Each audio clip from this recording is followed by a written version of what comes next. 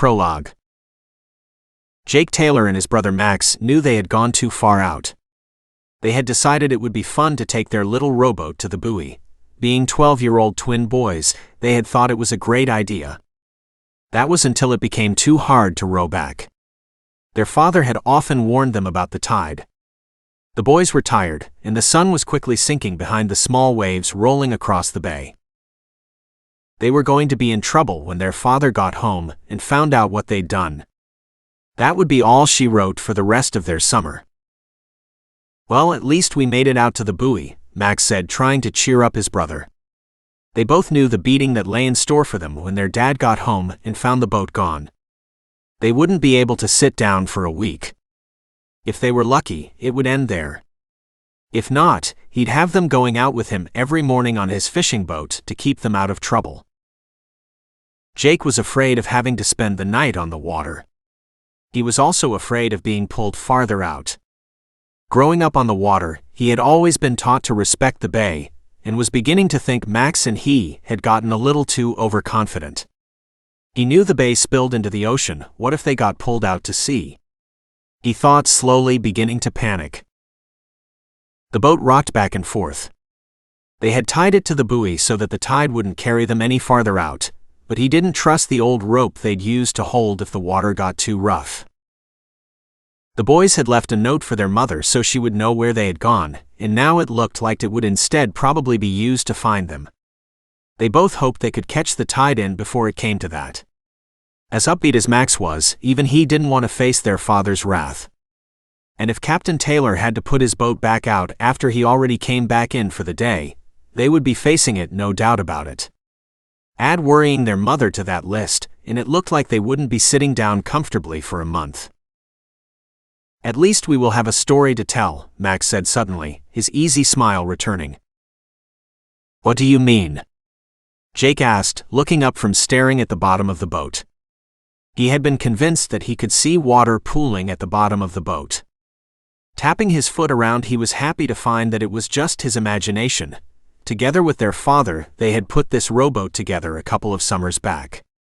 She was as sturdy as a rowboat could be, he figured. His brother smiled wider. "Well, the way I see it, we'll be the only two kids in school that have stayed in the bay at night by themselves." Jake shrugged, not understanding what Max was getting at. All he wanted to do was put this whole nightmare behind him. "Think about it. We can make up stories like old-timey sailors used to. Ghosts, mermaids, sea monsters, anything we can think of," Max told him. "We're tied to a buoy, faced with the very real possibility that we will be spending the night out here, and the only thing you can think of is what kind of stories we're going to tell when we get back to school." Jake asked him incredulously. It took all his willpower not to jump up in the boat as he said it, but the last thing either of them needed was to go overboard. Something about being on the water after dark always kind of freaked him out, but unlike him, his brother seemed to take everything in stride. Max just laughed. "Look, we have hours before the tide goes back in, so this way we've got something to do to pass the time." There it was. That look his brother made that somehow got Jake and the others to go along with even the stupidest of his ideas. Like the time they all took turns shooting that hornet's nest with their BB guns, which stopped being fun the minute the hornets came out. When they told their parents what happened, Jake couldn't remember ever seeing his father laugh so hard in his life. Even Jake couldn't argue the logic in that, though. They did have hours until the tide turned. The boat suddenly rocked as it came into contact with something. "What was that?" Jake asked, his anxiety about being out here by themselves swiftly returned. Max just shrugged. "I don't know, we didn't bump the buoy though," he said, perplexed. He looked over his side of the rowboat just to make sure, then shrugged again. There was another bump, this time harder. The force of it rocked the boat violently. The boys looked at each other in shock as the third bump came. This one was so hard that it threw both boys out of their small wooden seats and into the floor of the rowboat. "What's going on?" Jake asked, close to tears. "I don't know," Max said, his smile from earlier now completely gone. He now looked just as scared as Jake did. The water around them wasn't choppy at all, the rowboat came back to the regular rhythmic rocking of the water. Whatever was doing this was coming from underneath the boat. "Is it over?" Max wondered aloud. No sooner had he said it when the rowboat took another hit. This one came from directly beneath them, sending the rowboat up and over. In less time than they could scream, they went toppling out of the small overturned boat and out into the water. The boys hit the cold water and came up thrashing and gasping for breath as the salt water stung their eyes. The boat was capsized, and there was no way they could flip it. Jake tried to rub his stinging eyes, but it was still hard to see. The only thing that stood out was the soft green glow of the buoy light as it gently rocked in the current. "Jake!" he heard Max yell. "I'm fine. Swim to the buoy," he yelled back, unable to see his brother in the water. He couldn't see anything in the water. He heard a splashing sound that he took to mean his brother was headed that way. Jake was closer to the buoy and swam for all he was worth. Once he got there, he found the buoy was slippery, and it took some effort to pull himself onto it. After a few seconds of struggling, he managed to pull himself over the side of it. It wasn't very large, but there was enough room for him to lay on the side, gasping as he tried to catch his breath, holding on tightly to the mini tower as the buoy rocked in the waves.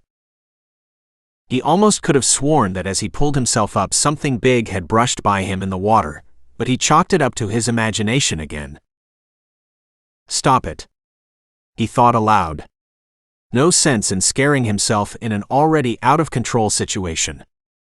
From his vantage point on top of the buoy, he could see Max and their boat.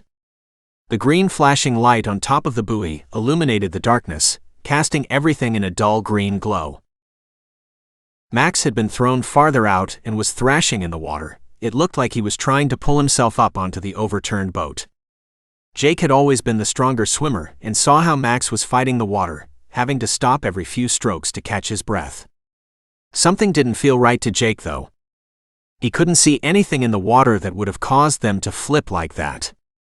Especially since it wasn't even windy enough for whitecaps on the waves. "Max, swim to the buoy." "I'll pull you up," Jake shouted. He wanted Max up there with him. Something about the water was beginning to feel sinister. Max turned to him and gave up trying to pull himself up on his boat. Instead, he started to swim towards the buoy. Max suddenly started swimming faster and was getting closer to the buoy when he was suddenly jerked 3 feet to the left. The water churned as he briefly went under. Max was white as a sheet as he started swimming to the buoy again. "Max, what happened?" Jake shouted, more afraid than he had ever been in his short life. "Something hit me, something in the water," his brother yelled, still sputtering water. Max's voice carried that slight tremble that Jake knew meant he was trying not to cry. "Jake, it was something big," Max shouted again.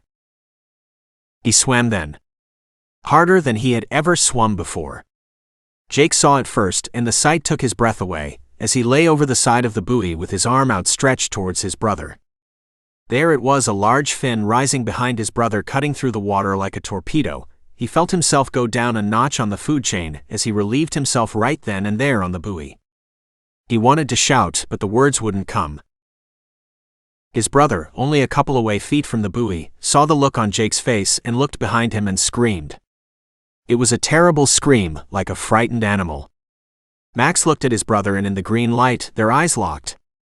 Then Jake could only watch as a mouthful of razor-sharp teeth closed on his brother, pushing him the last little bit so Jake could grab his hand. The green glow reflected in the shark's cold black eyes. His brother was screaming so loud that Jake's ears were ringing. He tried to hold on, but as the shark dove, he could only watch in horror as his brother was torn apart and was forever pulled out of his grasp. Max didn't even have time to scream one last time as he went under the water. Even after the water stopped thrashing, Jake found himself staring at the spot, waiting for either the shark or his brother to resurface. Neither one did. When his father found him several hours later, he was still laying there on the side of the buoy, staring into the water and waiting for his brother to resurface. Chapter 1. Henry was once again back behind a desk, fielding what seemed like an endless amount of customer service calls. just like he'd done every day for the last 7 years, making him wonder if there had even been a point in him getting a degree. Not that a bachelor's in history was very marketable, unless he wanted to teach. But at this point anything would be better than having everyone calling him like he could somehow fix all their problems and cursing him when he couldn't. If he were honest with himself, he would have walked away from this job years ago, but if he up and quit, Cheryl would probably leave him. However, now that he thought about it, that might not be such a bad thing, with the way their marriage had been going lately. The only reason he had this job in the first place was because Tim had stuck his neck out for him, and he couldn't return the favor by just walking out on him, no matter how much he wanted to. Thoughts of Cheryl came rushing back into his mind. These days he couldn't decide which was worse, coming to work or going home. The phone started to ring again, cutting off that particular train of thought. He chucked a pen across his office in retaliation. The sudden violent movement caused him to laugh. Is this how nervous breakdowns start? He wondered, and not for the first time. Look at me throwing things around like a toddler having a tantrum. What he really needed was something to shake up his life right at the foundations. If not, he didn't think Cheryl and him were going to last. Hell, he honestly didn't know if he even cared anymore.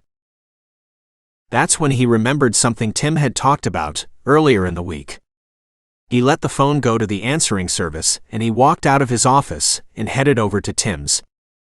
He walked boldly across the gaggle of cubicles and beelined over to Tim's office door, daring any of those other paper pushers to say anything to him.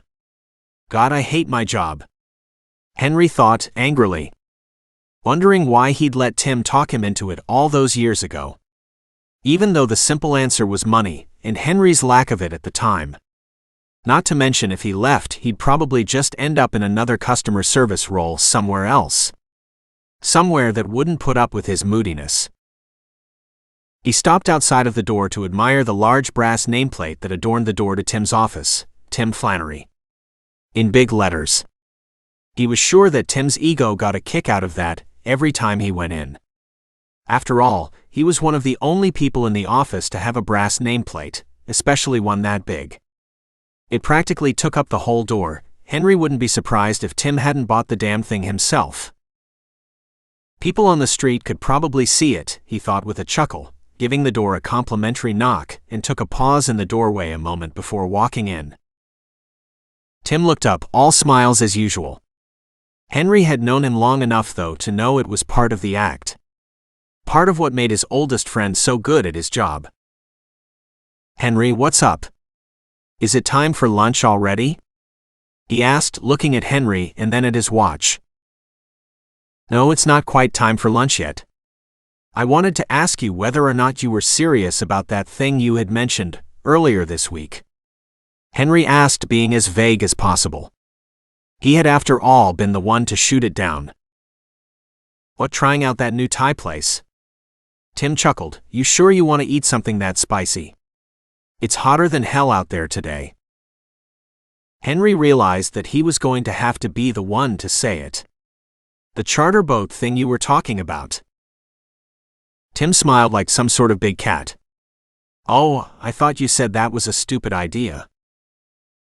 Henry fidgeted and looked away. Yeah, well, I've been thinking about it, and I don't know, it sounds fun. He was able to get out, his hands gesturing nervously the whole time. He hated having to admit he was wrong, especially to Tim, who was basically a giant man-child, and the only friend he'd kept in touch with after college. Tim leaned back on his desk and crossed his arms in front of his chest. It would be good to get out of the city for a while. Besides, 4 days on the Chesapeake Bay in a party yacht might just be what everyone needs around here. It's on the bay? Henry asked. Well, it goes from the bay, out into the Atlantic and back. Tim said, deep in thought. Besides, the yacht has a hot tub on it, so we won't be actually swimming or anything in the bay. And we'll all be so plastered, it won't matter what body of water we're on. They both laughed at that. Henry couldn't wait to tell Cheryl about the trip. She was always complaining about how they never went anywhere anymore. Well, this would show her, and even better, the company would be footing the bill. Ever since Tim had attended some seminar series on synergy in the workplace, he had become obsessed about the company's synergy. He had been going on and on, talking all of the section heads and managers and their respective partners about letting the office go on a getaway. Henry didn't understand how getting everyone together to get plastered, doing trust falls and make poor decisions was supposed to improve sales, but apparently Tim did, and if he could use it to get Cheryl off his back and maybe blow off some steam at the same time, then it was a win-win situation as far as he was concerned. He was so excited by the prospects that he even let Tim convince him to try that Thai place for lunch, which he regretted as soon as he walked in and smelled the spices wafting through the restaurant. The only thing Tim loved more than gimmicky self-help seminars was searching out the most authentic restaurants. The last time had been a Mexican place where the food had caused Henry to spend his weekend with his face in the toilet. If he hadn't been so hungry, he probably wouldn't have been able to eat his food now. He had ordered pad thai on instinct since he had it at a couple of chain restaurants. This version was so spicy, he was pretty sure his tongue might actually be blistering. He really couldn't wait until Tim got on an Italian or French food kick. Or maybe if he was really lucky, it would be food trucks and greasy burgers. Things his wife hadn't let in the house in years, ever since she jumped on the organic food trend. Henry cared less about farm to table than he did about what his neighbors did in their spare time, another topic his wife found endlessly fascinating. The things she found interesting threatened to push him deeper into the bottle. Yeah, a cruise is exactly what they needed. He knew that she was going to be in one of her moods as soon as he walked through the door. When he saw that the television was off, he knew it was going to be a bad one. She was sitting there, silent on the couch. The look of scorn that had become so familiar these days had long ago replaced the happy face he'd fallen in love with. "Well, look who's home late." Cheryl snapped at him as he sat his briefcase down. Her red wine sloshed in the glass. "Great, here we go again," he thought miserably. Henry just sighed. He knew that no matter what he said, it would only make her angrier, and that was the last thing he wanted. It was better to just let her blow up. She would later calm down, and they would both pretend it never happened. When did this become my life? Henry couldn't help but think, as he grabbed the bottle of wine and took a seat into his faded green recliner and waited for the continuing onslaught of his wife's screaming. As she called him every bad thing she could think of, he just stared at her, trying to find some hint of the woman he had fallen in love with. Her blonde hair was still there, as were her blue eyes. They had some wrinkles around them now, and that hunger for life that had once dominated them was long gone. She was still in there, but it was somewhere deep down. Had they both changed so much over the years? By the time she finished screaming, he had polished off the remainder of the bottle. As she walked out of the room, he yelled out to her. "Hey. Tim invited us on a cruise if you're interested." He heard her stop in the hall. "I mean, it's nothing fancy, just a work thing, but I figured you might like it." He knew she was probably startled. The look on her face was probably priceless. They hadn't gone anywhere in a while, and he knew that was one of the reasons she was so mad, that and the fact that life hadn't turned out the way they'd planned. The other reasons weren't something he really wanted to think about, at least not without another bottle of wine. Chapter 2. Captain Jake Taylor calmly piloted his fishing boat back into the bay. It had been a good haul all in all. He'd be able to pay the crew a bonus and get some repairs done to his boat during the winter season. Looking ahead at the calm skies, he decided that it would be a good time to let the men have some time off. The season was coming to an end, and they had certainly earned it. He had been pushing them hard lately. He always did this time of year, got too many bad memories. He supposed he should call his father and get it over with, just to check in with him and make sure that he was all right. Maybe even could avoid having to see him in person at all. Besides, they had been getting extra in the nets the last couple of runs, and maybe driving out to see his father wouldn't be the worst thing he could do with his own free time. He knew that no matter what he decided, he would end up regretting it. As they pulled into the marina, he ran his cracked and calloused hand through his sandy blonde beard. It really had been too long since he had last seen him.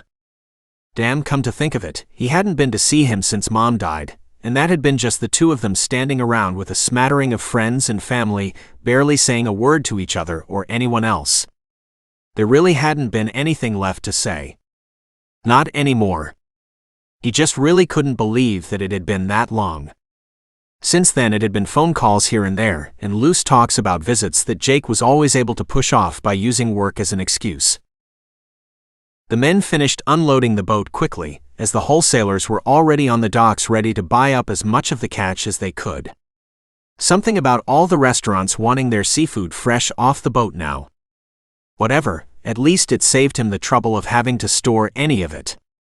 All in all, it was shaping up to be a good year for Taylor Fishing LLC, with his one-boat armada pulling out as much as legally possible from the bay. "Have a good leave, Captain." Several of the men hollered back at him as they grabbed their gear and made their way off onto the marina and heading to their vehicles, happy to have some time off. He waved to them, silently wishing them the best and wondering how many of them would be back the next time he set out. Deckhands always seemed to come and go, especially once they got some money in their pockets, but it seemed to be worse lately, and not just on his boat. Something to ponder on another day. Today he had to deal with his father now that he had set his mind to it. He ran his hands along the rails of his boat. Small enough to maneuver through the bay and big enough to fish commercial in the Atlantic, it was all his.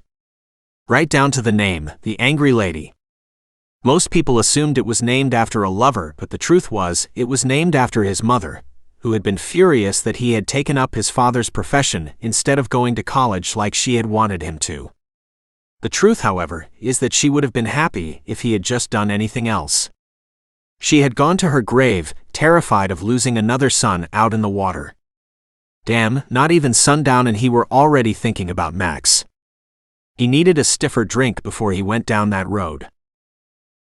After all, he liked to think that they had to be kind of proud. His father had never owned his own fishing boat.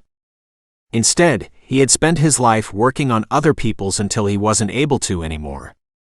It was a hard life. Jake was coming up on 40 and already had to fight to get out of bed in the morning. If he was honest with himself, he probably only had another 15 years of this ahead of him.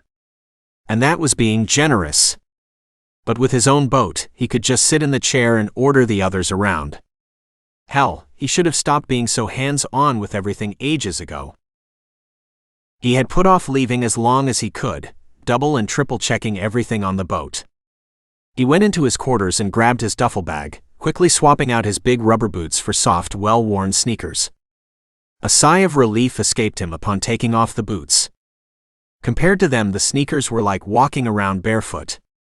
With one last look at the Angry Lady, he blew her a kiss and stepped off onto the dock.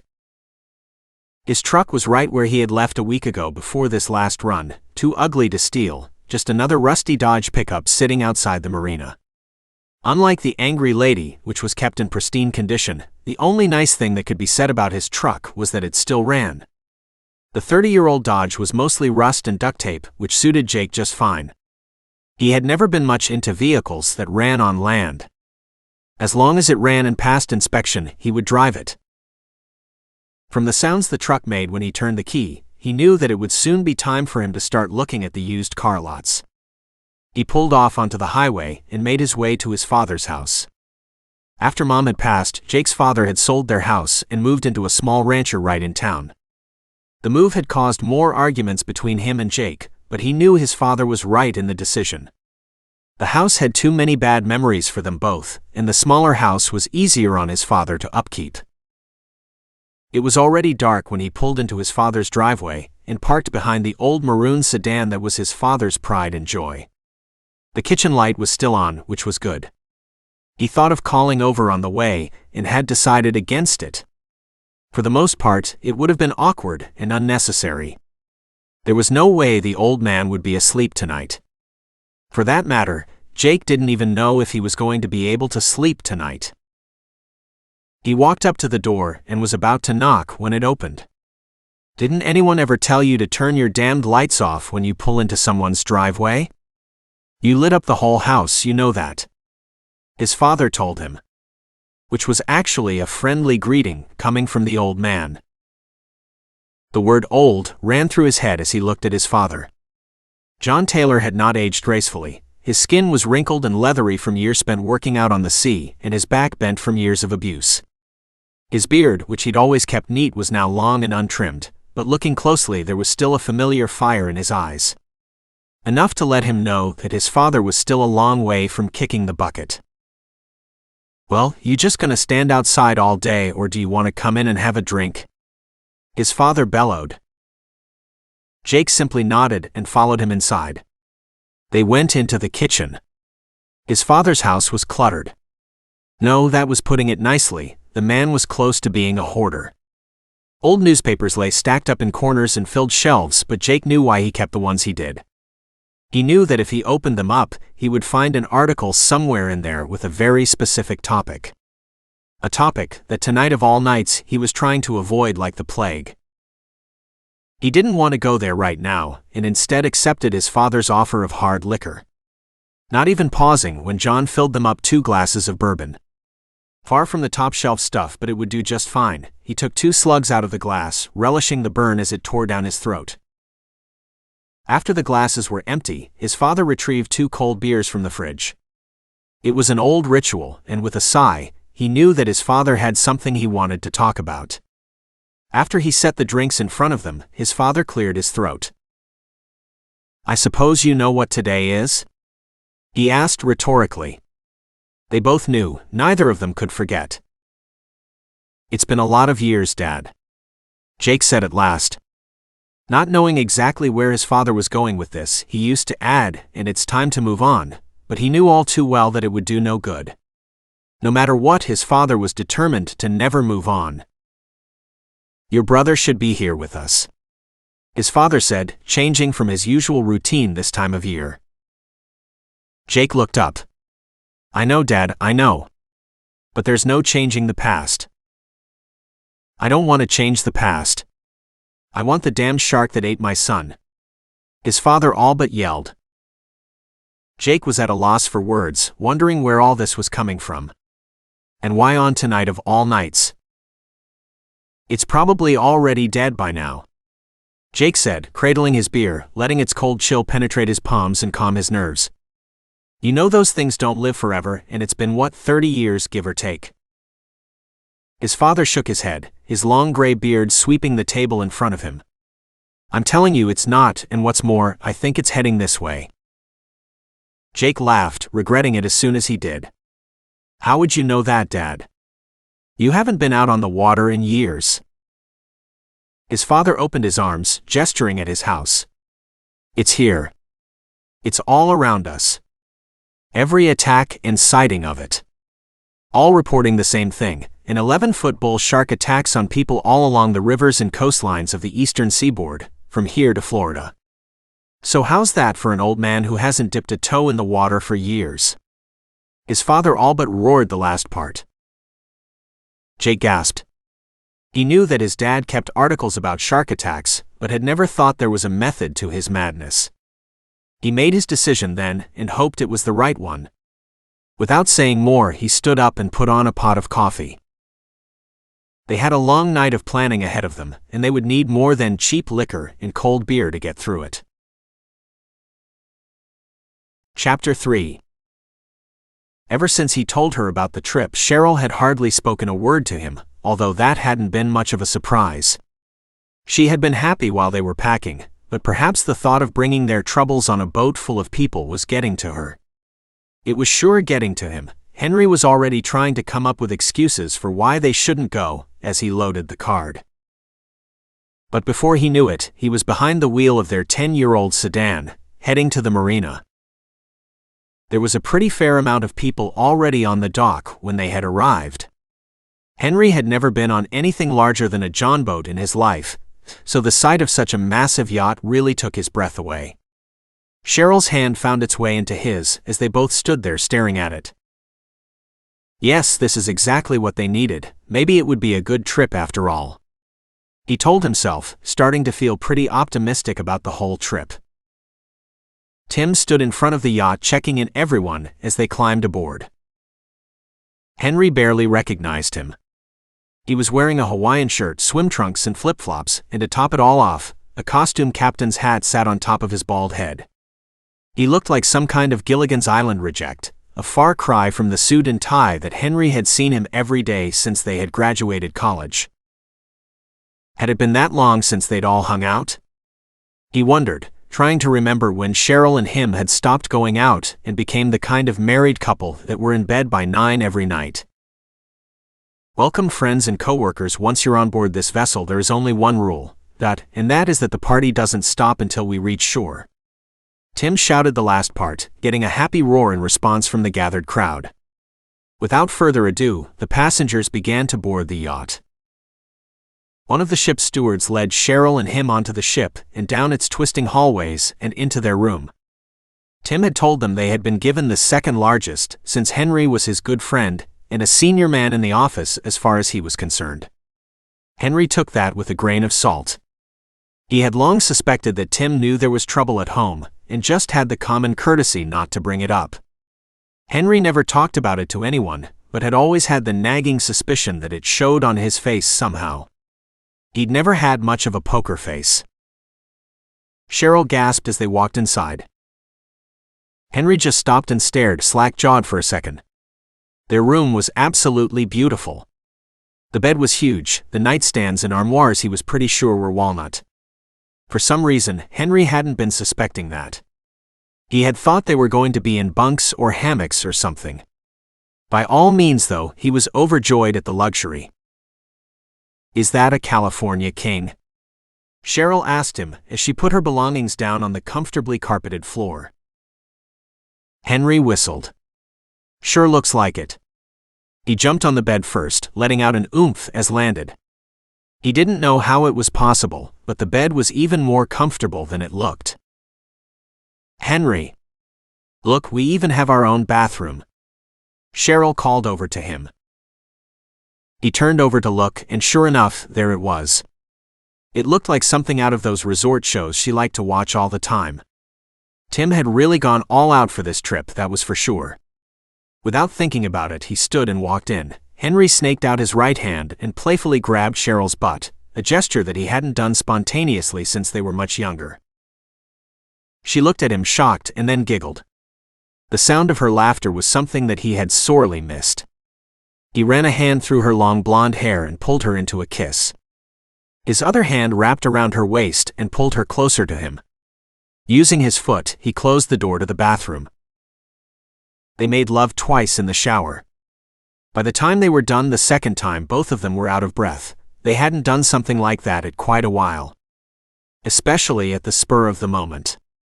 Most of their sexual activities were as planned out as the rest of their lives these days. It had been refreshing to say the least, Henry thought, a smile plastered across his face.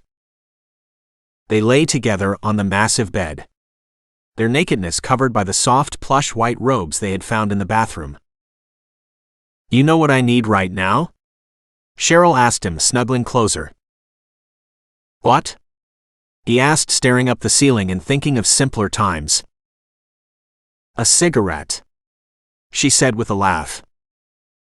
Henry laughed too. She hadn't smoked since their late 20s, but when she had, both of them would always share an after-sex cigarette. Henry had never been much of a smoker, but some things were hard to pass up back then. He thought, unable to look away from her. Just then there was a loud knock on their door. "Room service," came Tim's voice from the other side. "Hey guys, come on up to the main deck. We are having a luau," he called again from the other side of the door. "Sure thing, man," Henry called out just to get him to leave.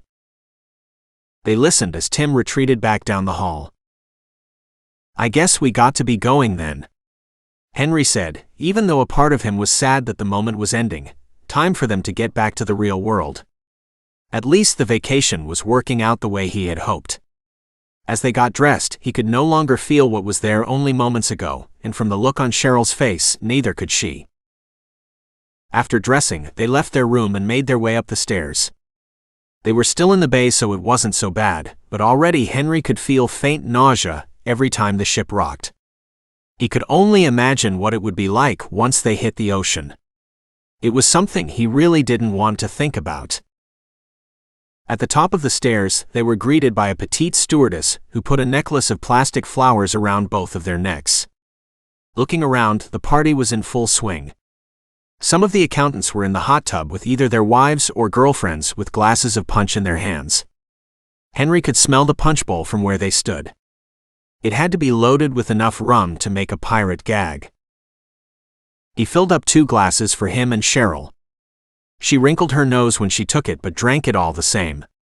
Tim was like a wild man, running around talking to people and making sure everyone's drinks were topped off. He and Cheryl took a seat overlooking the water and watched it pass by in mostly silence, neither one of them hardly speaking a word to each other. As he drank, more and more Henry wondered if they would ever be able to recapture that moment from earlier, or if it was gone forever. Chapter 4. Jake Taylor couldn't believe his eyes. For years, he had thought that his father's obsession with shark attacks had stemmed from his inability to let go of the past. Never in his wildest dreams would he have guessed that his father was tracking the same shark that had killed Max. He wondered how long after his brother's death his father had started this. He had boards filled with title charts paired with attacks going back years. Attacks that went up and down the eastern seaboard from Florida to New York. The shark apparently didn't mind the occasional detour into a bay or river, either. The more he looked at everything, the more he realized his father was right. This shark had to be stopped. There were too many deaths. It had taken him more than a couple cups of coffee to realize that there was a method to old man's madness, he thought, bleary-eyed. Organized was not the word he'd use for his father's evidence, which lay in boxes scattered all around the house. They had spent the rest of the night going over all of his father's research, and damn it if he wasn't beat. The sun had long since risen, and his father had gone to bed a couple of hours ago. But Jake just couldn't seem to stop reading and rereading all of the articles his father had collected. Especially the more recent ones. The more he looked at them, the more it sank in that this was all real, and his father wasn't just a delusional old man. Jake was on his second pot of coffee and was just starting to feel the pull of sleep. He felt like complete shit, but was unable to look away from the articles and news clippings. Some were not labeled as shark attacks but as drownings. That's what his father had started looking for after a while. If there's no body and no witnesses, then there's no attack. His father had told him solemnly sometime around 2 in the morning. The pattern was there though. On a large map in the living room, his father had the shark's migration pattern labeled out. Every year it went down the coast into Florida waters and then returned back up the eastern seaboard and into the Chesapeake Bay before heading farther north, every year for over 20 years. And pins all up and down the board showed deaths that his father thought were suspicious enough to be the shark. And perhaps longer than that, but I only started from the date of Max's attack. At first it was a hard thing to swallow, a shark attack, but when I saw more and more, and then the drownings along its hunting grounds. It was all too much of coincidence. Jake couldn't imagine how someone, a marine biologist or even the Coast Guard, hadn't noticed the pattern. But in a way, he supposed, they wouldn't look at these and think it was the same shark for each. Instead, they would be looking for multiple sharks. Hell, he still barely believed it. If his father's research was to be believed, one lone shark was responsible for a lot of deaths. Including his own brothers. But what was he going to be able to do about it? Search the waters from here to Florida? That was ridiculous. No, wait, he ran his rough hands through his goatee and rubbed his sore eyes. His father had said something before he had gone to bed, something that had kicked off this late-night session. It was coming back. That's what he had said, and one way or another they had to stop it for good. Jumping out of his chair, he went back to the map into the living room. It was coming back. Following the lines his father had painstakingly plotted, he sucked in his breath. If the old man was right, in a few days the damn thing would be right back where it had murdered his brother all those years ago, and the images that had haunted his nightmares since that night filled his mind. I'm too tired for all this, he thought miserably, and made his way to the couch. The sun was up overhead, and he could already hear his father moving around in his room. And why would he not? John Taylor had been a fisherman all his life, and Jake knew damn well those habits died hard. He had barely hit the couch before sleep took him under. When he woke up again, he saw that it was well into the afternoon.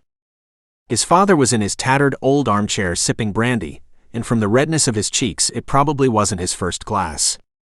Jake's head was pounding, an aftershock from the alcohol and caffeine that had kept him fueled throughout the night. "Well, what have you decided?" his father asked him. Jake yawned and ran a hand through his hair. There was no sense in pretending he didn't know what his father talking about. What was he going to do? The truth was, he wasn't even that sure yet. Looking back at the map, he made his mind up. Each one of those dots was a life.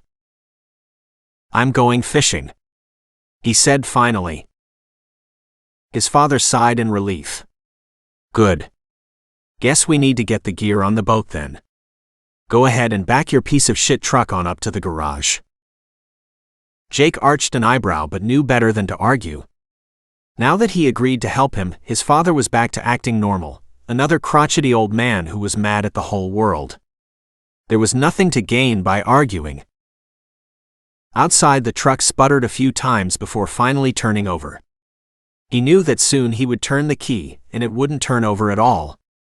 His father was right, it was a piece of a shit. After this was over, he'd have to start looking for a new vehicle. His father had the garage door up, and was already throwing stuff into the back.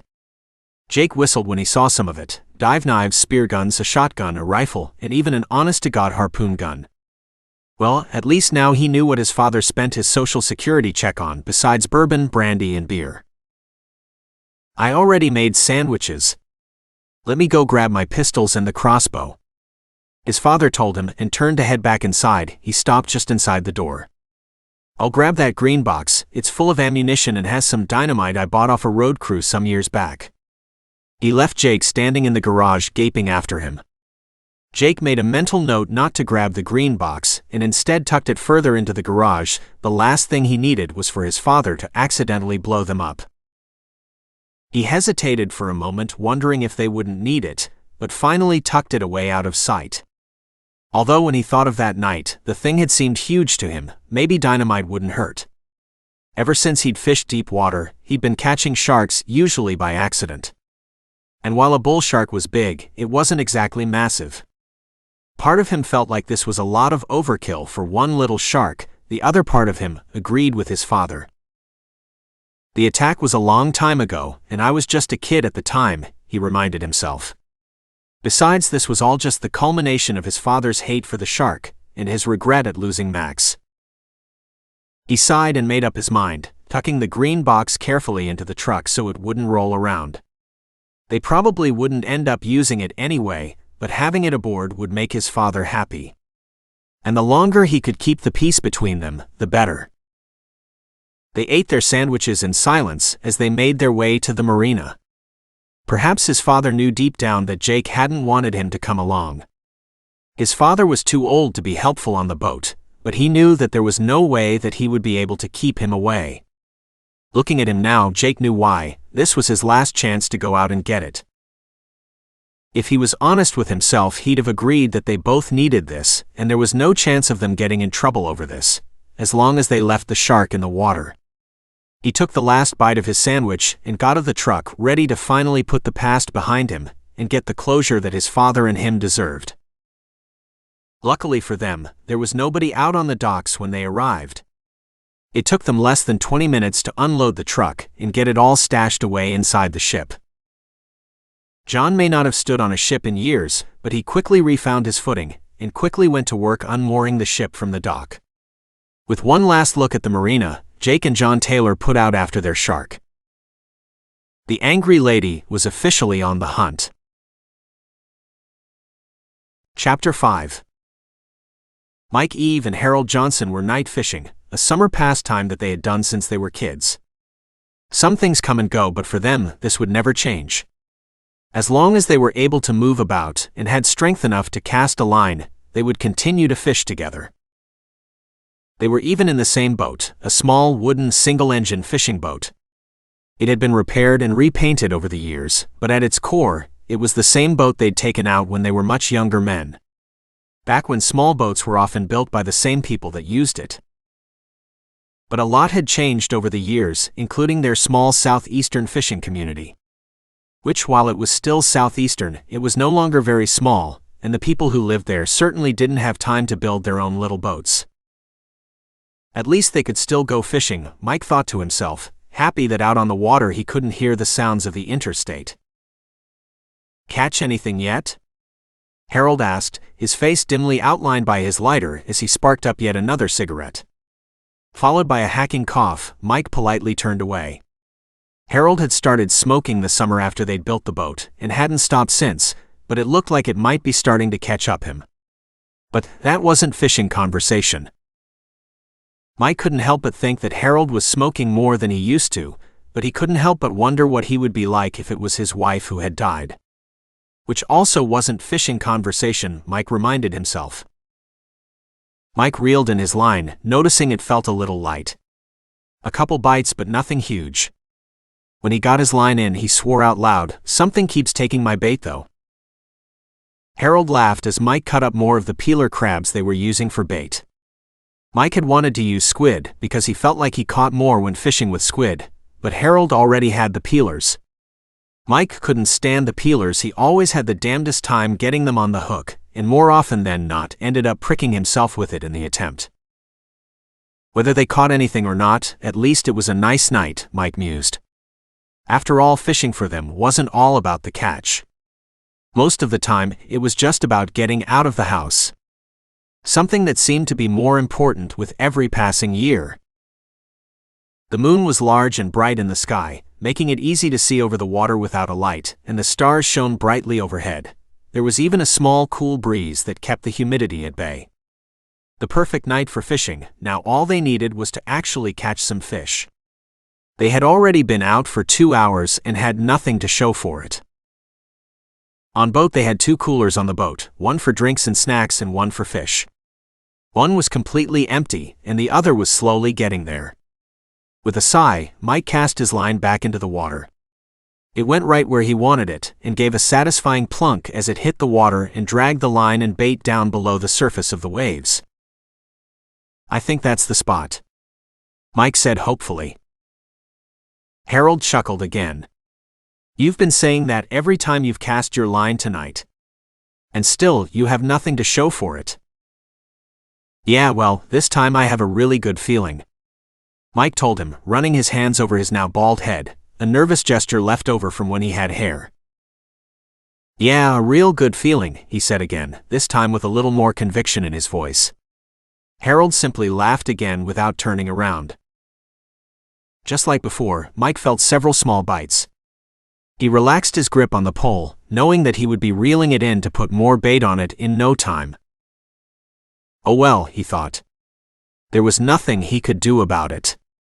All of a sudden, there was a hard pull on his line. He almost dropped the pole. He pulled it tight and started laughing. He laughed again when he saw the look of disbelief on Harold's face. Whatever he had on the other end was big. He was pulling, but he could barely get it to budge. If this thing was half as big as its pull, then they would need a bigger cooler, he thought with a laugh. Oh man, please don't let me be hung up on something in the water. That would be embarrassing. Glancing over at Harold, he knew that if that was the case, his friend would never let him live it done. Besides, that would be impossible. They were in deep water, and his sinker wasn't heavy enough to drag all the way down to the bottom. Another hard pull almost took the pole right out of his hands. The only way he kept it was by propping his feet up against the side of the boat and using his legs to push himself back. The line suddenly went slack. For a moment, Mike feared that it had broken. As he reeled, he realized that whatever was on the other end had turned towards the boat. Probably an eel or a skate, the thought comforted him since they were known to give a pretty good fight. Although if that's what it was, the cooler would stay empty since neither man ate eels or skates. Only one way to find out. He gave another hard pull on the line. Whatever was on the other end changed directions, shooting away from the boat, the ripples were just visible in the moonlight. This time the pull was so hard the pole flew out of his hands and splashed into the water. The sudden release of tension caused the boat rock violently.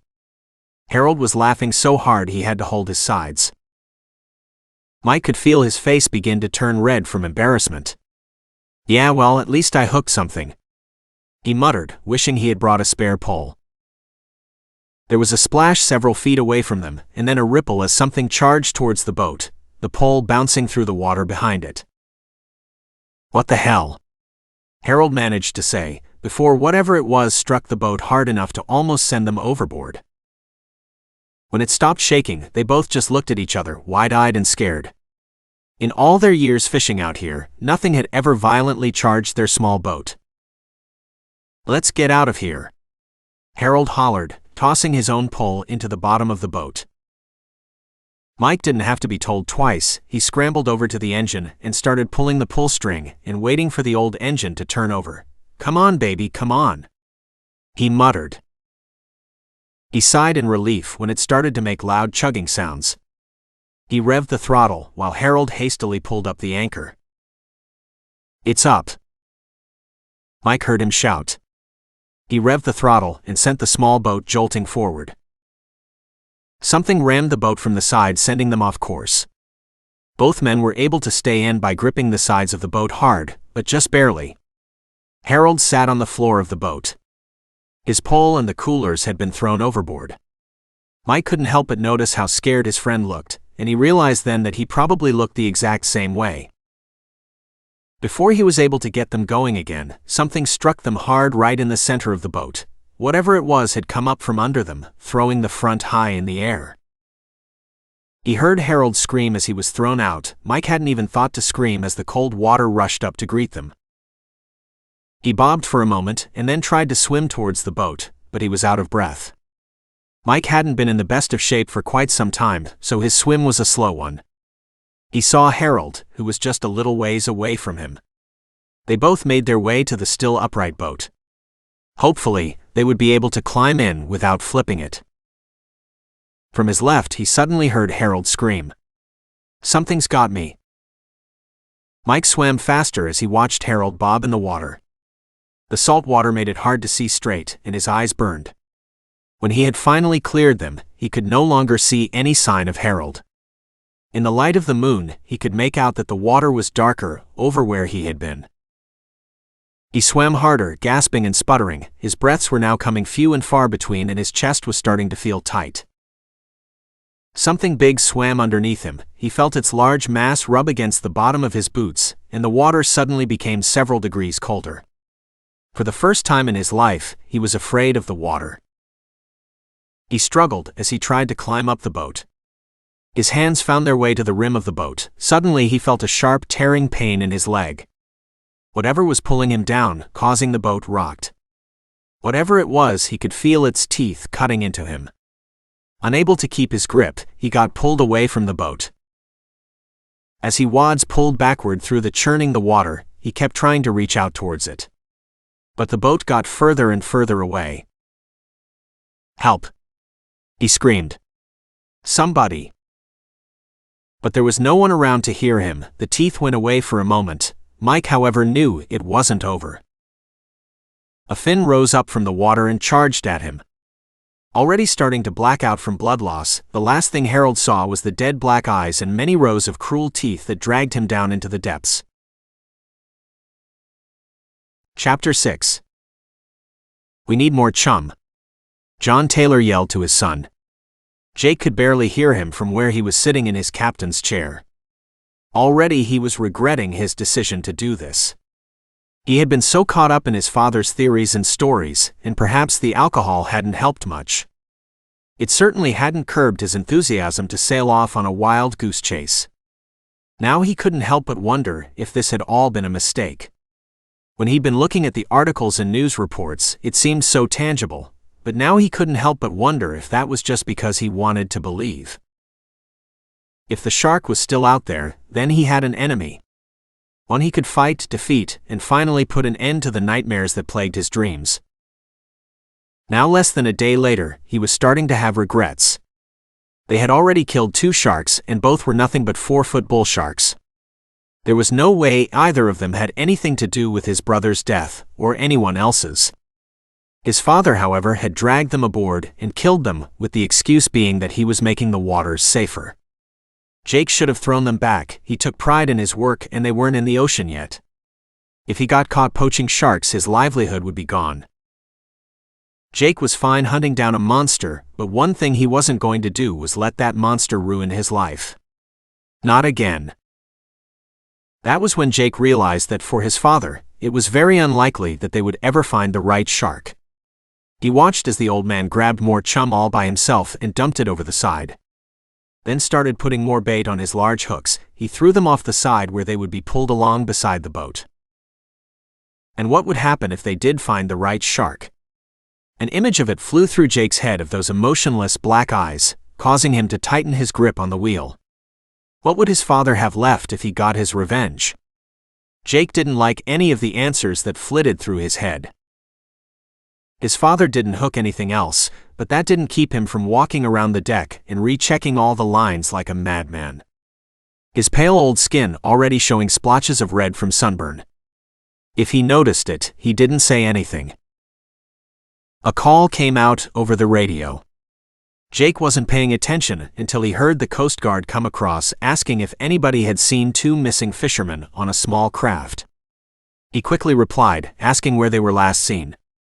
When they replied, he checked his charts and saw that it wasn't far from their current position, and even worse, it followed his father's plotted path of the sharks' hunting grounds. He ran down to the deck. "Dad, pull the lines," he shouted. His father looked at him with a wild look in his eye. "Why would I pull the lines? Any minute we could get it, just be patient." Jake shook his head. "No, you don't understand. 2 fishermen just went missing south of here. They were on a small boat, night fishing. And it's right here on your path," he told him, pointing the map of attacks they had taken from his father's living room.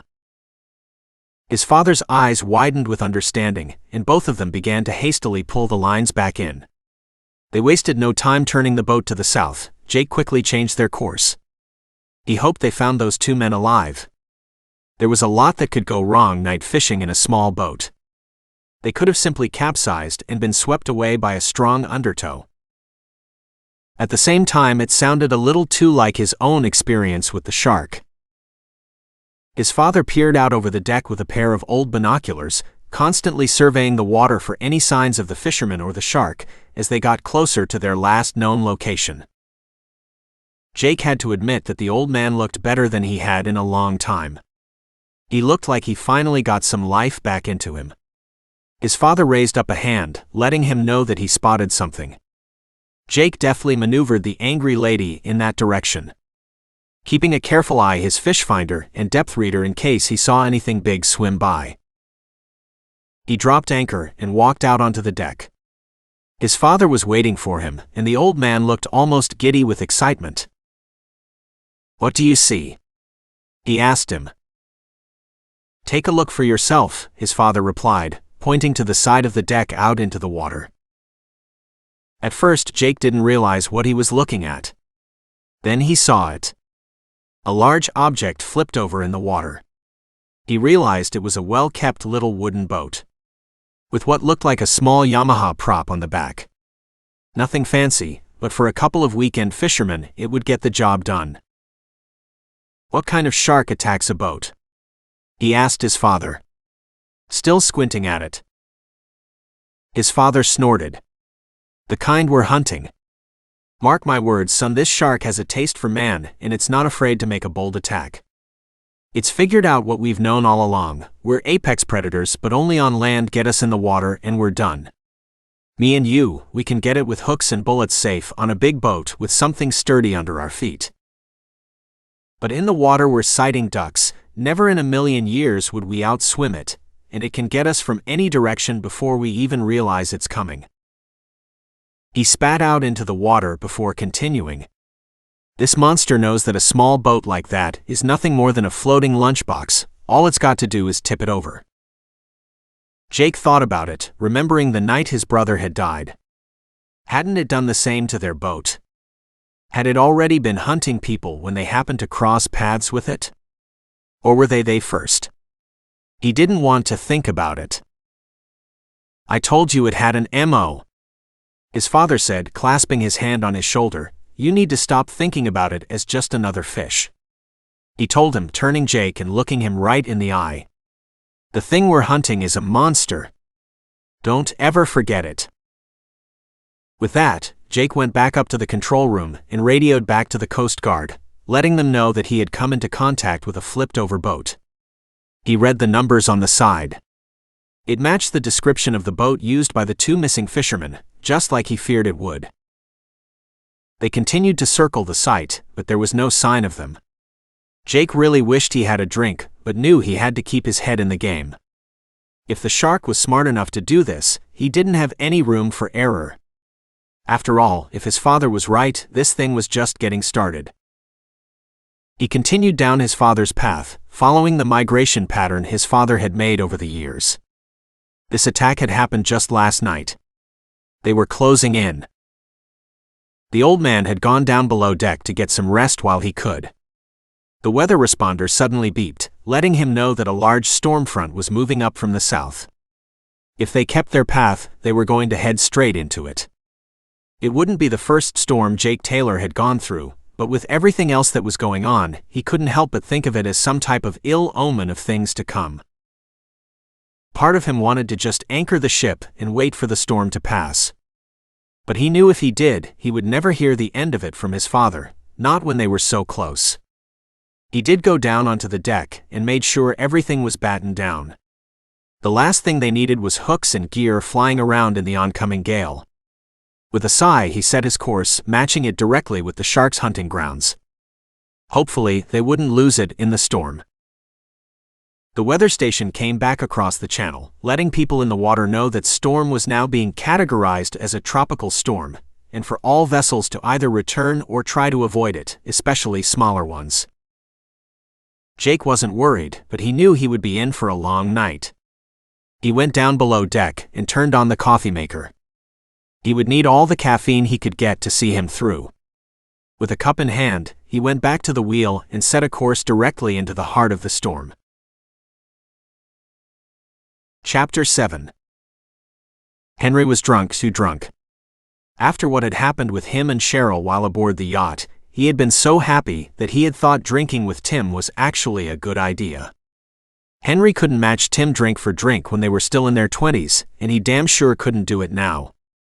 That, however, didn't stop Tim from constantly topping off his drink and proposing a toast every 10 minutes. It was Henry's fault, he supposed. It was the first time in years that Tim and him had really been able to drink together, and it looked like his friend planned to make the most of it. Shit, he thought, trying to keep his legs under him as he navigated the narrow confines of the yacht. What a stupid vacation idea, he thought, as he fell into the wall for the 5th time in his attempt to stay upright. The whole world seemed to be spinning around him. Now Cheryl was going to mad at him again. She hated it when he drank too much. It was one of the reasons he'd stopped going out with Tim. Henry lurched again as the yacht seemed to jolt under his feet. Was he that drunk, or was the water getting rougher? His thoughts quickly went back to Cheryl. Surely she would understand that it had been Tim's idea, and Tim had gotten the company to pay for it, so of course he had to drink with him some. He hoped Cheryl would at least understand that and not get too mad. Finally, he saw the door to his room and fell heavily onto his bed. Then he got up to groggily try and take off his shoes. She had been so excited for this trip. She had always liked the Titanic film and thought the whole idea of sea travel to be romantic. Henry had spent the last day and most of the night getting sick over the rail once they'd actually gotten into choppy water. The alcohol hadn't helped it any. Take that romance. But at least she seemed to really be enjoying herself, and they weren't fighting, which was a victory in his book.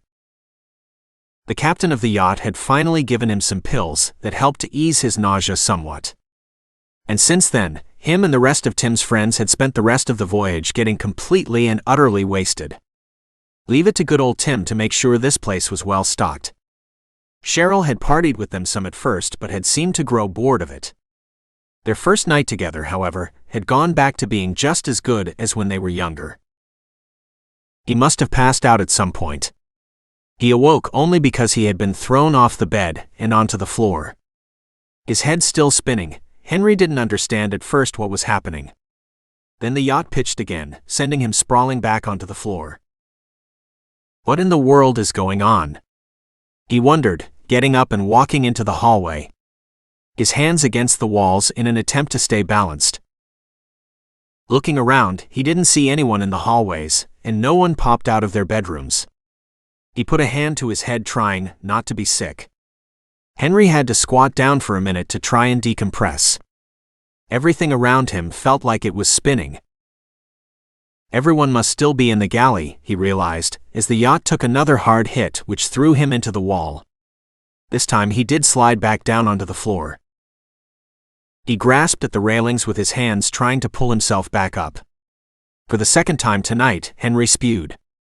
This time it was all in the hallway and ran across his bare feet. He moved away from it quickly, afraid that the rocking of the boat would toss him into it. Then he would end up being sick yet again. The hallway finally gave way to the stairs, which went up to the upper deck. He still couldn't hear the others, and that was beginning to bother him.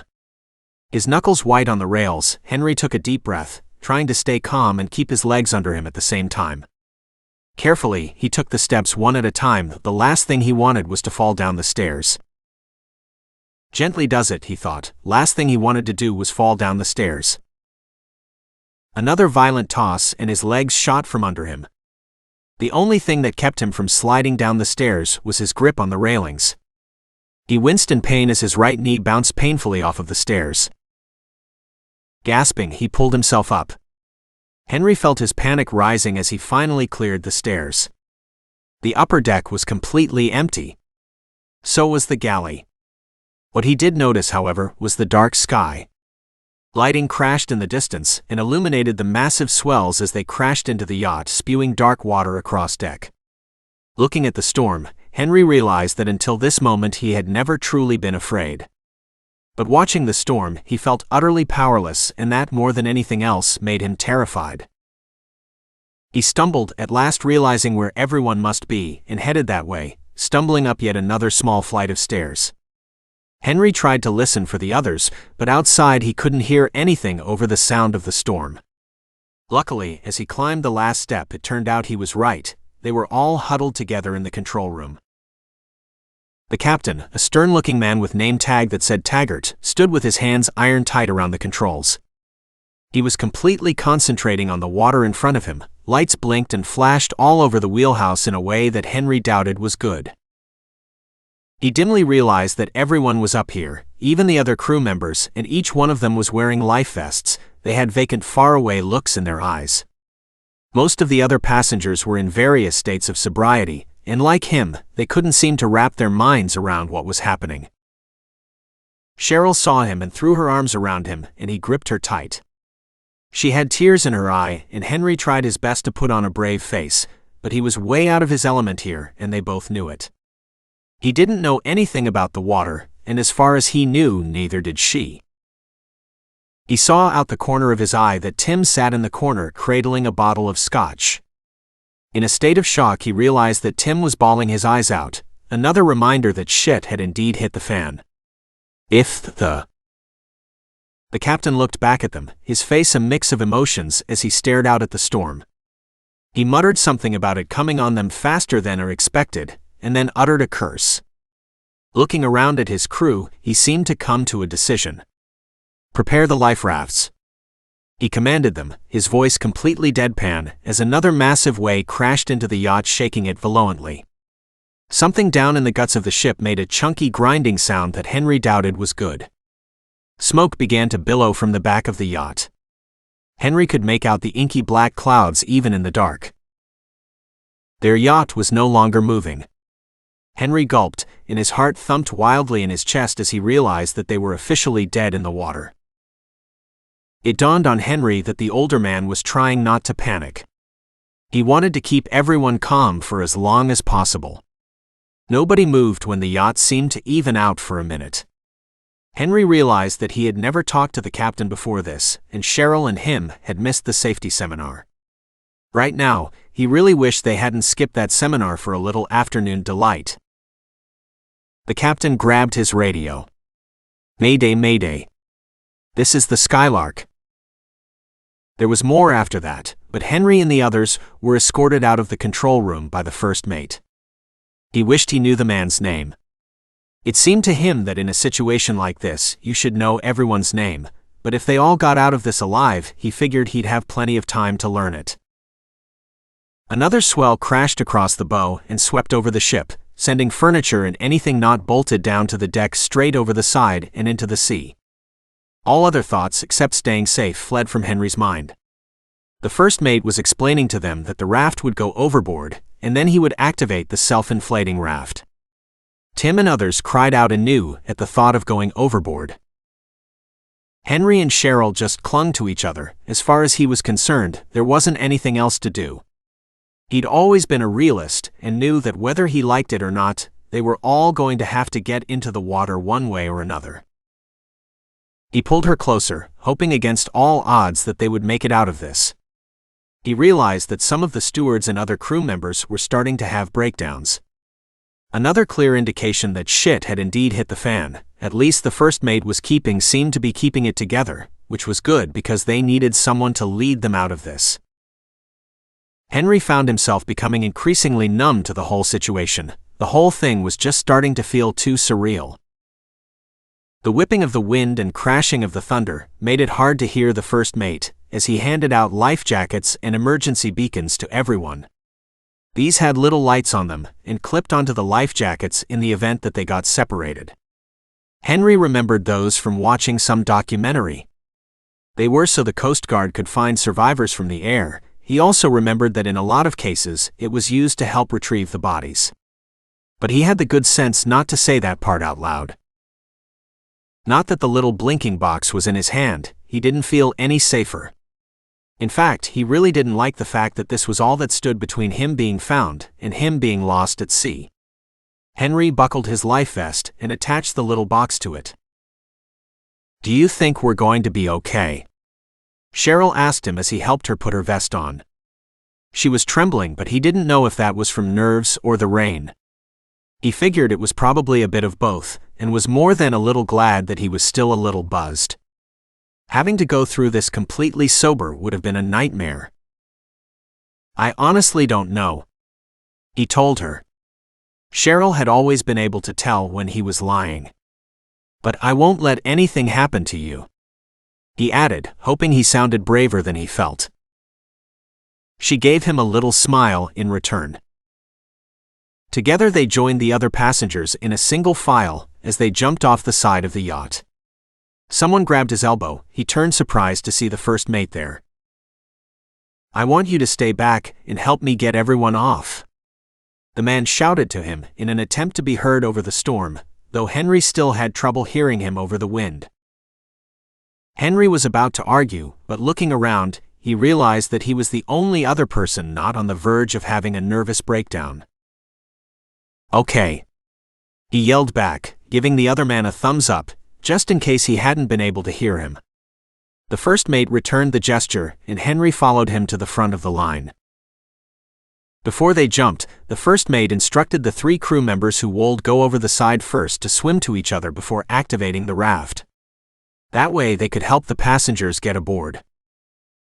Next would come the passengers who, if for whatever reason they couldn't make it to the raft, were instructed to try and float together, and not tire themselves out by fighting the waves. Just thinking about it made Henry had never been an overly strong swimmer. And he'd never in his life had to swim in rough water before either. One by one the crew went over. Henry couldn't bring himself to look as they hit the water.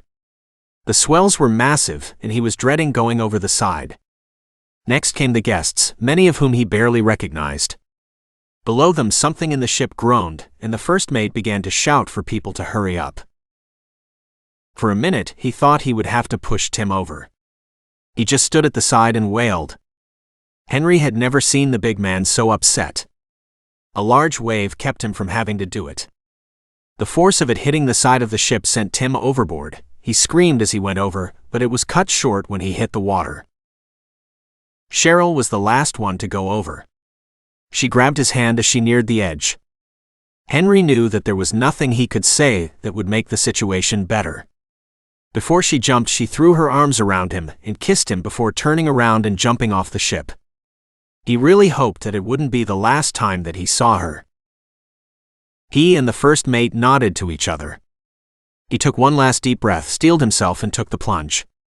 There was a moment of weightlessness as he sailed through the air, and then a splash as cold seawater soaked into the very fiber of his being. The rough water pushed and pulled him every which way as he fought his way to the surface. If it wasn't for the life jacket, he probably would have drowned. His eyes burned as the salt water rushed into them. Henry looked around and realized that he couldn't see any of the others. As he rose and fell with the churning water, lightning crackled overhead, but all he saw in every direction was the roiling dark water.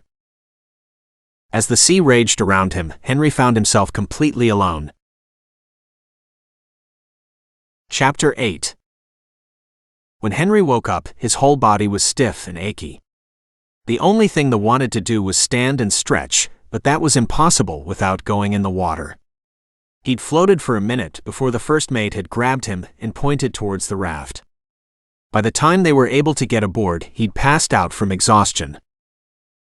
At least the storm was over, but even the gentle rocking of the raft didn't do much to calm his nerves. Overhead, he could feel the sun beaming down on them. Already, some of the other people on the raft were starting to show the beginning signs of sunburn. Henry had been smart enough to put some sunblock on before going up to the deck the other day. But it was only a matter of time before he fully sweated it off. His skin was already starting to feel hot. As he looked around, someone moved beside him. "Morning," Cheryl mumbled to him as she rubbed the sleep out of her eyes. He didn't reply, just slid his hand in hers and took in the scenery. Not that there was much of it. All around them, as far as the eye could see, was open sea. Greenish-blue seawater churned in every direction. The yacht was gone. He remembered the sounds it had made before Tyson and him jumped. Had it sunk? If he hadn't have drank so much the other night, maybe he'd have been able to ask someone why they were jumping overboard. He thought, mentally kicking himself. This was exactly why he'd stopped drinking with Tim in the first place. Speaking of drinking, he also needed to piss bad. He saw some others going off the sides of the raft and swallowed his pride. Deciding that he'd wait until it was either really bad or until it got dark. He saw the man who had helped him sitting off to one of the sides. The first mate had a forlorn look on his face as he dug around a small black bag at his feet. He caught Henry looking at it. "It's a black box like the one on your life vest, but this one is kind of like an airplane's. It's so the Coast Guard can find us faster," he croaked, his voice already cracked by their lack of fresh water. "There's also a little hand radio in here, but I don't want to waste the battery until we see a ship." Henry nodded and turned at the sound of splashing. He saw some of the others drinking the salt water, voraciously using their hands to shovel it down their mouths in a vain attempt to cool their throats. Cheryl moved to follow suit, and he grabbed her arm. She looked up at him questioningly. "Don't drink that, it will just make you thirstier," he told her. All those survival shows were finally coming in handy. However, unless they washed up on a deserted island filled with fish and goats, he had a feeling that the salt water fact was the only thing that was going to help him. The first mate nodded to him. "Smart. I told them that too before you woke up," he said, looking at some of the people still trying to choke down the brackish water. The hours dragged on with the sun forever beating down on them. Whatever their natural color was before getting on the raft, they were all now several different shades of red. Tim was the worst. Already, Henry could see the blisters start to rise up on his bald dome. At first they had talked amongst themselves, but as the day wore on, it became harder and harder to talk with dry mouths. It was even worse for those among them who had drunk seawater. They had gotten a wild look in their eyes, something between panic and madness. Henry remembered how on one of those shows the guide had said that if people kept drinking salt water, they would begin to hallucinate from dehydration. Just like how people in the deserts saw mirages.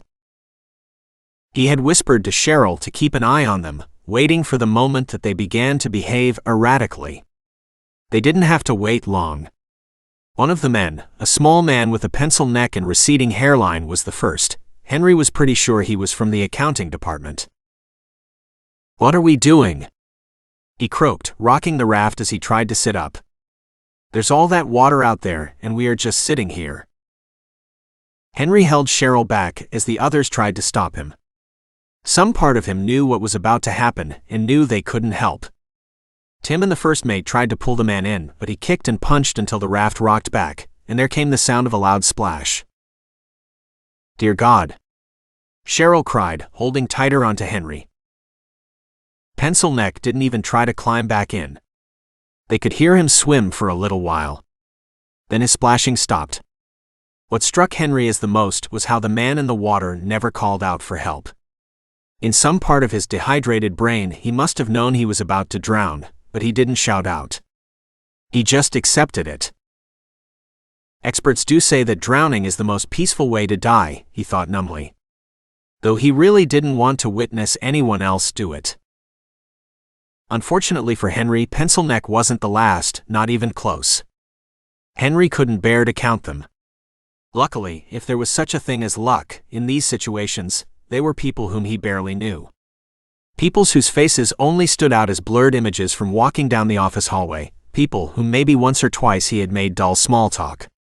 People whose upper middle class background and careful slog towards retirement in a job they probably hated had not prepared them for a situation like this. As the day had gone on and gotten hotter, more of them had stripped off their life vests and jumped over the side, following Pencil Neck into the cool ocean water for the last time. "Jesus," the old first mate kept saying, each time one of them jumped over the side. He had also given up trying to keep people from jumping overboard. Of course, there wasn't anything the survivors could do after they went over, except jump in after them, and none of them had the energy left for that.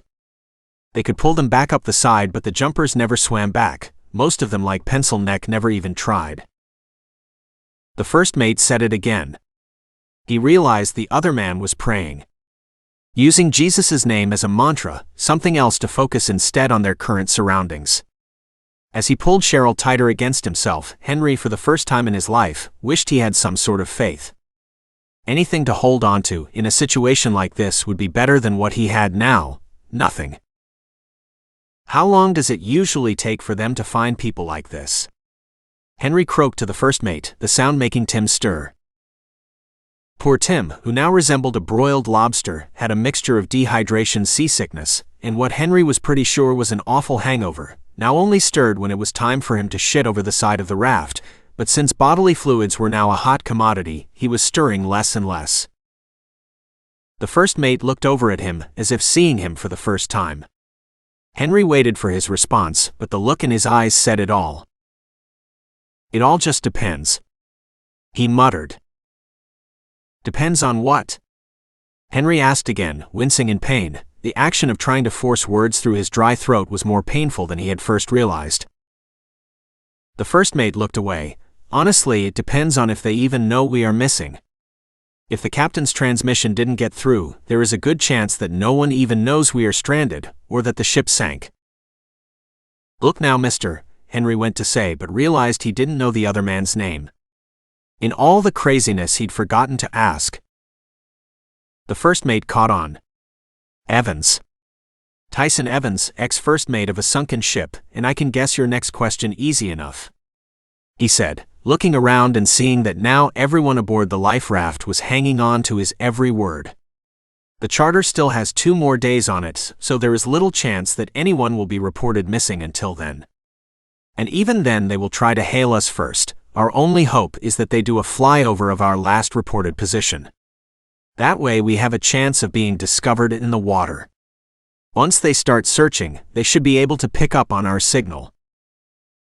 Tim stirred.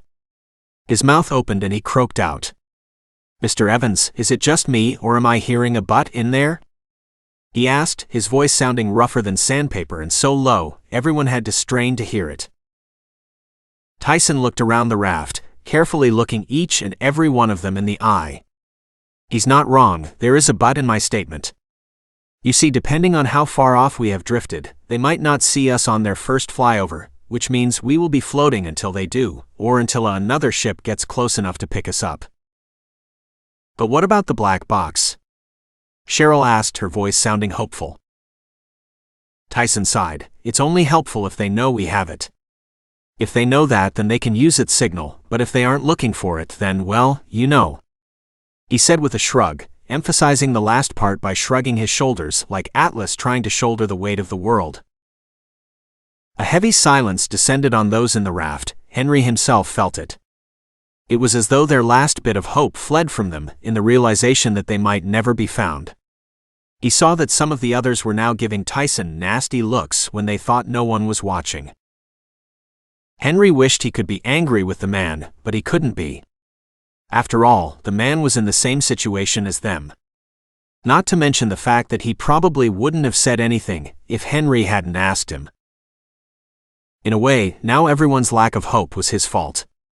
And looking at the utter disappointment on Cheryl's face, he certainly felt guilty.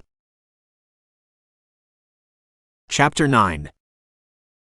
Everyone on the raft was completely silent as night fell. For Henry, the night brought its own particular brand of terror. Maybe it was a lifetime of bad late-night horror movies, but floating out here surrounded by dark water made his imagination go wild, wondering what might be swimming under them. At least no one else had removed their life vests and jumped overboard. They'd already lost too many that way. On the bright side, no one else had tried to drink the salt water. Cheryl was leaned up against him, snoring softly. Like Henry, her skin had reddened dangerously over the course of the day. By tomorrow they'd probably all be covered in blisters. If they didn't get rescued soon, then they'd end up dying of dehydration or sunstroke. Compared to that, drowning on your own terms might be a better way to go. Henry thought, feeling like he might cry. But his body didn't have enough moisture left for tears. It had finally felt like him and Cheryl were getting to a good place again, and now there was a good chance he was going to have to watch her die. Henry didn't know if he could take it. Tim moaned in his sleep from the other side of the dream. Shaken from his dark thoughts, Henry hoped his old friend was having a good dream. Tim hadn't stirred since Tyson's talk. It was like the harsh truth had sucked all the hope out of him. He also looked to be diminished somewhat, which wasn't like him, not at all. Tim was always the opposite of Henry, an optimist to his pessimist. And if he felt completely beaten in this situation, then they really were in trouble. For the 1000th time, Henry wished he could do something besides just sitting on the raft and floating endlessly, drifting off to God knows where. He wished that he could, what? Swim. With a sigh, he resigned himself to knowing that his only options were to float or drown, and neither would help with their situation. He was working a cramp out of his leg when he thought he saw something in the distance. A silhouette of something large in the water, something with blinking lights attached to it. A ship? A ship, off in the distance. He couldn't make out much more than its bright lights, but by God he saw it. He quickly reached across the raft, feeling more energy than he had since the yacht sunk. Tyson. Tyson, get up. He told him, shaking the other man with renewed vigor. Tyson's eyes slowly cracked open. What? What do you want now? He asked, his voice cracked and bitter. Just like everyone else at this point, Henry thought. Henry pointed off to the lights. Look over there. A ship is out there. He all but shouted, waking up just about everyone on the raft. Anyway, that we can hail it? He asked him. Tyson was wide awake now, and together they woke the others that slept through his shouting. Look, we don't have a flare or any other way to signal right now, but it looks like that ship is heading our way. So we have to use what we do have. When it gets closer, we are all going to have to yell with all we got and splash the water loudly, anything to get their attention.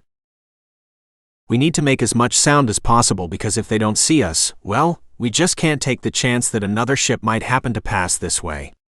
He told them, putting into words what all of them already knew deep down. this ship might just be their last chance of a rescue. There was a good chance that they might have to swim again to get onto the ship. He realized as it got closer. It was just a big fishing boat, which meant it wouldn't have a smaller boat it could put overboard to pick them up.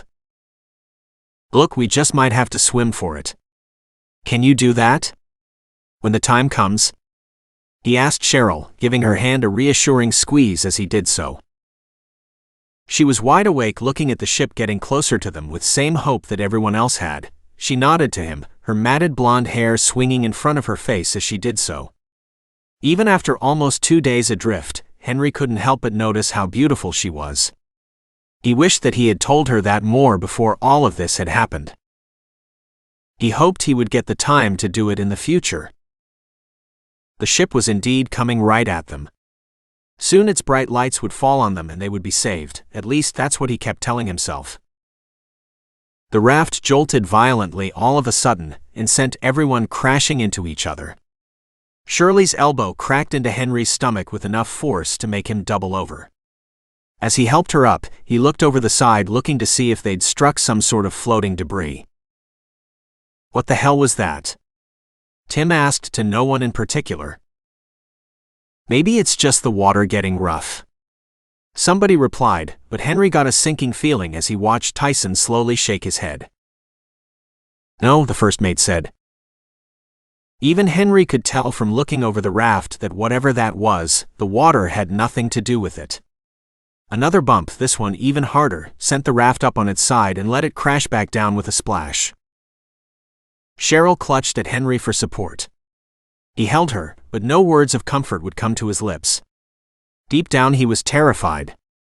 Looking around, he counted there was only 8 of them left now. 10 people dead of dehydration and drowning. 10 faces around the office that he would never see again. For the first time he realized how short life really was. Be ready to swim, he told her. The bright lights from the ship fell on them. They were so bright that Henry had to look away. Some of the others began to shout and splash in the water. Henry went to open his mouth when he suddenly found himself falling through the air. He hadn't even gotten the opportunity to register the hard hit that came from underneath the raft before he was toppled out into the water. He splashed into the cold water. The salinity of it stung his eyes and made it hard to see. He heard someone gasp beside him and he reached out. It was Cheryl. He pulled her hard in the direction of the lights. Whatever else was happening, he knew that was their only hope. He swam as hard as he could. His tired and cramped muscles pleaded in protest, but he pushed on, blocking out everything else. Cheryl pulled away from him and swam beside him, both of them towards the lights. Behind them and beside them, there was more splashing. More swimmers. Then came the screams. Help! Something's. Came a shout that was cut off by a large splash. The sound only spurred Henry on. It was a woman's scream. He faintly remembered a pretty young stewardess that had been on the raft with them. However, he didn't want to find out what she was screaming about. He pushed it out of his mind. The only thing that mattered was swimming. They just had to keep swimming towards the boat, and everything would be okay, he reminded himself. There were more screams behind them, and then the sound of men shouting from the directions of the light. Loud cracks ripped across the night as Cheryl and Henry came closer to the lights. With dim recognition, Henry realized that the men on the boat were shooting. The thought almost made him stop swimming. He thought that they were shooting at them, but then in horror he realized that these men were shooting at something behind him. But what? Just keep swimming, he reminded himself. Now more than ever they couldn't slow down. Finally, they made it to the side of the boat where there was already a rope ladder dangling off the side waiting for them. Henry helped Cheryl get started and then followed up after her. He was pulled over the side of the ship by a man close to his age with straw blonde hair, hard blue eyes, and a ragged beard, a man who, unlike Henry, looked like he knew his way around the water. Henry and Cheryl lay gasping on the deck of the ship. Another loud crack tore through the night. Up close, the rifle made his ears ring. Cheryl pointed off to their left. There was an old man that looked a lot like the man who had pulled them aboard. Henry would bet anything that they were somehow related. He stood with an old rifle perched in his shoulder, snapping out shots into the water. Finally the man shook his head. "I don't even think I wounded it." "Is that all of them?" he asked the younger man. The blond man nodded, and Henry realized that he was talking about the others in the water. He had been so caught up in seeing what the older man was doing that he hadn't realized that Tim and Tyson were now next to him, and Cheryl, along with another young man, whom Henry vaguely remembered worked in the HR department. He also decided that after all this, he was going to start meeting more people. He laughed suddenly, causing Cheryl and the rest of the survivors to look at him. "I just realized how much of a horrible introvert I am," he told them. Cheryl and Tim laughed a little at that, but the others just shrugged uncomfortably. The blond man turned around to them. "Right, first things first. My name is Jake Taylor, and this is my father, John Taylor. This is my ship, the Angry Lady. I'm sure you all have questions and I have questions as well, but for now let me offer the hospitality of my ship. Down below the deck is a fully functional bathroom and kitchenette stocked with water and food. I keep it stocked for a well-fed fishing crew, so eat as much as you want. There's also coffee. Once you all are situated, then we can sit down and talk." He looked at everyone and then added, "There's also aloe gel down there for your sunburn. Damn, you all must have been out there for a while. All right, then get to it," he said with a voice that made it clear that he was the captain of this ship. Tyson stood up and headed down below. Used to taking orders in the water, he snapped to with rigid familiarity. The others followed his lead, but Tim stopped short. "What about the others that were with us?" he asked Jake. But it was John who answered him. "They didn't make it," he said, not taking his eyes off of the water. It was clear that this was a conversation for later. Henry was too tired to care, everything hurt, and the thought of water, food and a bath had blocked everything out of his mind. Apparently it had for Cheryl too, since she practically pulled him below deck in glee. Chapter 10. Jake had been in the control room when his father first spotted something floating in the water. He couldn't believe it.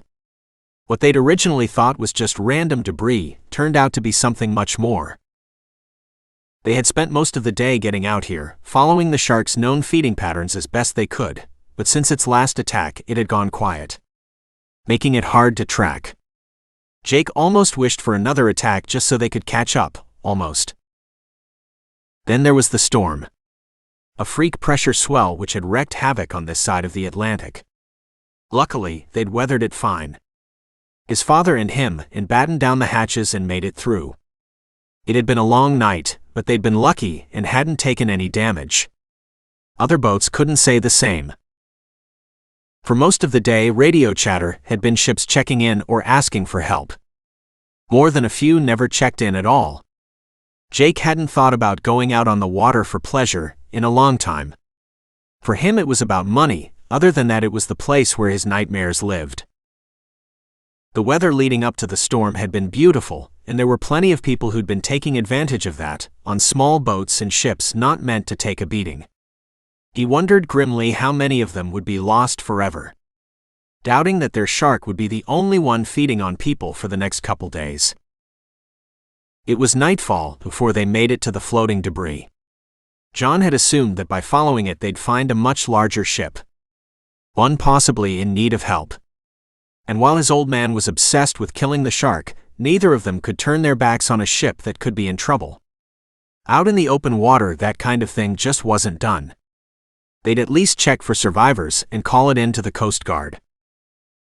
As they got close enough to shine a light on what was in the water, Jake couldn't believe his eyes. In a round red life raft, sunburned and looking more than a little dehydrated, was a group of survivors. Jake quickly altered course to making sure to come as close as safely possible up beside the raft. What ship were they from? They weren't dressed as fishermen, so it had to be some sort of pleasure craft. He couldn't help but wonder if they'd been in the water since the storm. If so, they were lucky to be alive. His father stood beside him on the deck, looking somewhat peeved. "If we pick them up, there goes the whole hunt," he muttered darkly, looking at Jake then back at the raft. Jake could not believe what he was hearing. There was no way he was going to leave those people to drift. Besides, they had already been out there for a while, probably for days. They wouldn't survive without help, and who knew when another ship might happen by. No, he was not going to take that on his conscience. "Look, shark or no shark, we are getting those people on board," he told his father in a voice that left no room for argument. It was the same voice that he used when giving orders to his crew. For the first time, he really started to worry about what lengths his father was willing to go to when it came to the shark. He decided right then that he didn't want to find out. Looking out at the raft, he could see something was wrong even before his father started yelling. The people on the raft had stopped trying to get their attention. Instead, they were looking around wildly and clutching the sides of the large raft, which was bouncing around in the water as though something was ramming it from underneath. What are they looking at? He wondered, fear beginning to grip him as he watched the all-too-familiar scene play out. Is that how it looked when he and his brother got attacked? His father had ran below deck to grab weapons, and Jake had went ahead and dropped the anchors. The angry lady bucked a little as they caught hold below. It was for the best, he decided. Besides, if he had tried to get even closer to the raft, he would be risking those on it. The raft was close enough now where they could swim. He grabbed the rope ladder on the way out of the control room. It was something he had kept on the ship out of necessity and hoped he'd never actually have to use. 2 large metal hooks kept it fastened to whichever side of the ship it was needed. Without wasting time, he hooked it over to the side and listened as the bottom stair splashed in the water. Whatever it was that had the people in the raft scared had hit them again. A loud thump behind him let him know that his father was back from below deck. He was carrying a large bolt-action rifle, one that he was loading while he ran. His father caught his look and said, "Something's bumping around their raft." "You don't think it's our shark, do you?" he asked in shock. Jake suddenly found himself gripping the side of the rails, unable to look away from the raft. "It fits the pattern, and it's on the same path," his father muttered, working the bolt action and racking around into the chamber. Everything happened so fast Jake could hardly believe what he saw when the raft was hit again. "Holy shish!" He heard his father start, but he couldn't hear anything else besides the blood pounding in his ears. The raft sailed up into the air as something massive hit it from underneath. Jake wasn't sure if it was a trick or his eyes seeing what he wanted to see, but he swore that even from where he stood he could see the shark as it flipped the raft. And it was the same one that had haunted his nightmares for so many years. No matter how much he tried to tell himself otherwise, he'd never forget what that shark looked like. Not until the day he died. The survivors from the raft started swimming towards the boat, seemingly ignorant of the shark. Not for long though, the shark quickly descended upon the people in the water, and then the real screaming began. Jake felt powerless as he saw people struggle in vain only to be pulled down by the shark's powerful jaws. Suddenly there was a loud crack that left his ears ringing. Then another. "Watch out for the people in the water," Jake shouted to his father as the old man fired one shot after another, pausing only when he had to reload. "I see them. I see them," he replied, not looking up from the butt of the rifle. Jake hoped that maybe they would get lucky, and one of the shots would end the beast's miserable life. At most, it would maybe scare it off and buy some of the swimmers the time they needed to reach the boat. From the side of the railing he heard a loud clang as the hooks were pulled tight, and quickly leaned over to help the survivors as they climbed up. They were completely dazed as he hauled them over, a man and a woman, then 3 others behind them. They waited, but no one else came over the side. The water had become eerily silent. Looking at it now with the moon shining over, he could almost forget the violence that had just happened. The vision of tranquility was shattered, however, when his eyes fell on the still floating redraft. A reminder that even though they had saved some, the shark had feasted tonight on too many people, while they were powerless to do anything about it. "I don't think I even winged the damn thing," his father said, his face a mask of disappointment as he dropped the rifle from his shoulder. The survivors were starting to rise slowly to their feet. Jake didn't know how he would break it to them, but until they put an end to that shark's life, none of them were going home. Because after seeing the kind of carnage the shark was really capable of, he couldn't shake the feeling that it was only getting started. Chapter 11.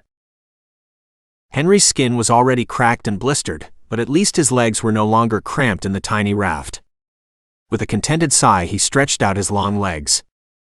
Content with the stretching and popping sounds they made, he practically groaned with pleasure. Above him, Cheryl rolled over in her sleep, making their shared bunk bed creak. It had to be around noon now, gauging from the light coming down the stairs, but he wasn't sure. They had gone to sleep in one of the bunks, after they'd chugged all the fresh water they could.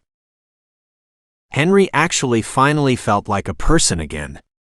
A very hungry person, he realized, as his stomach started to rumble. Hopefully soon they would be home, and he would be able to put all of it behind him, but until then he'd have to eat the canned food and rations that Captain Taylor kept on hand. When they got back, he was going to talk to Cheryl about moving. He didn't want to live in spitting distance of a body of water anymore. He'd thought about moving on and off for years, and besides, Tim had been saying for years that he could work from home if he really wanted to. Now seemed like a good time to take him up on that offer. He tossed and turned several more times before he realized that he wasn't going to be able to go back to sleep. He'd wanted to put off eating until he got back, but it didn't look like it was going to happen. "Damn," he muttered to himself and carefully got out of the bunk, doing his best not to wake Cheryl as he did so. With what they'd been through, they needed all the sleep they could get. Everything in his body ached as he stood tall. Henry couldn't remember the last time he'd had to do anything physically active. Cheryl at least had kept up with a bit with her weekly yoga, whereas he'd done absolutely but go to work and come home the last few years. Too tired to do anything more than eat dinner and make small talk with his wife. He still couldn't believe everything that had happened. First, the yacht they are on sinks in a storm, something he still didn't completely understand. Though knowing Tim, he'd probably book them on the cheapest cruise he could find. Maybe they'd get a settlement when they got back. As soon as the thought went through his mind, he felt guilty, remembering all the people that had died. And then there was the shark. For the first time, he really thought about what they were going to tell people. So many people were dead, someone or something would have to answer for that if nothing else. Sharks didn't just attack people like that, at least he thought they didn't. One thing was for sure, he wasn't going to get back into the water to find out.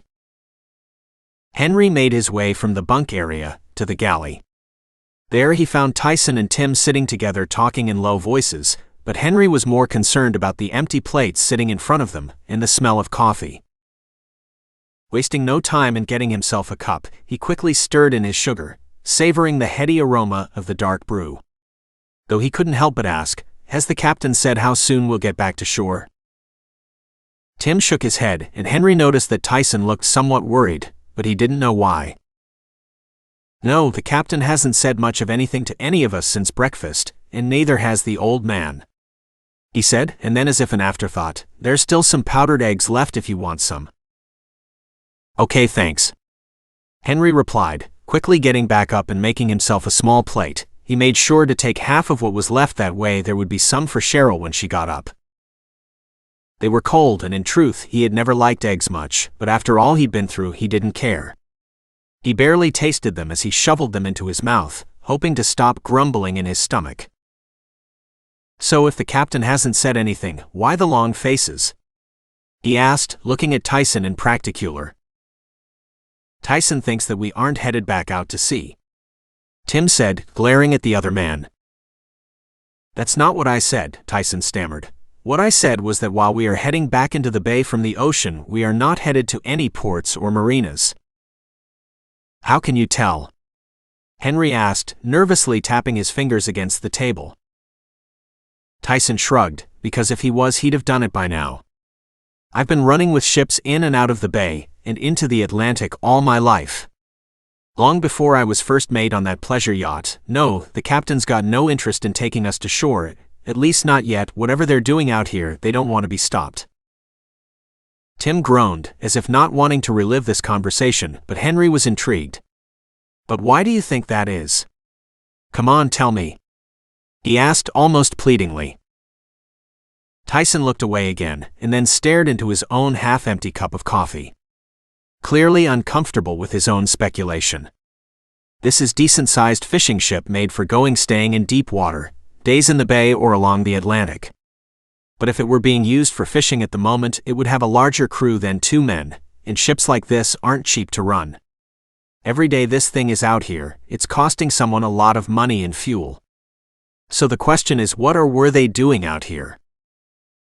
I mean, this ship is stocked for at least a week or more's worth of travel, and they've got rifles. All I'm saying is, I don't think they picked us up because of the GPS, but I don't think them running into us was an accident either. Henry shrugged, his body ached and his head hurt. The last thing he wanted to was try to play guessing games. I don't know, what do you think they were doing out there? He asked, looking around to make sure the captain and the old man were still above deck.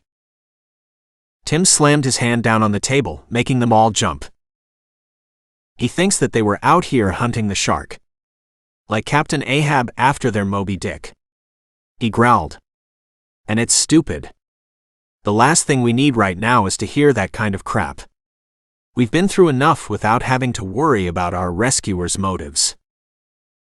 Tim moved and Henry stood to let him out of the booth. I'm going back to see if Aaron's awake, he said, walking back into the direction of the bunk areas. Aaron must have been the other guy who made it from the raft.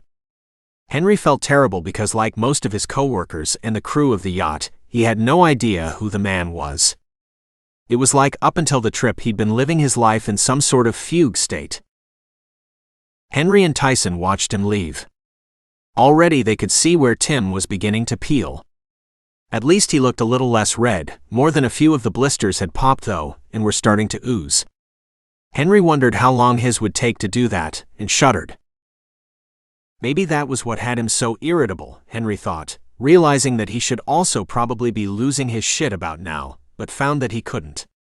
With all that had happened, and how fast it had happened, well, to be honest, none of it felt real yet. Tyson and him finished their coffee in relative silence, broken only by the occasional grunts of appreciation after every sip.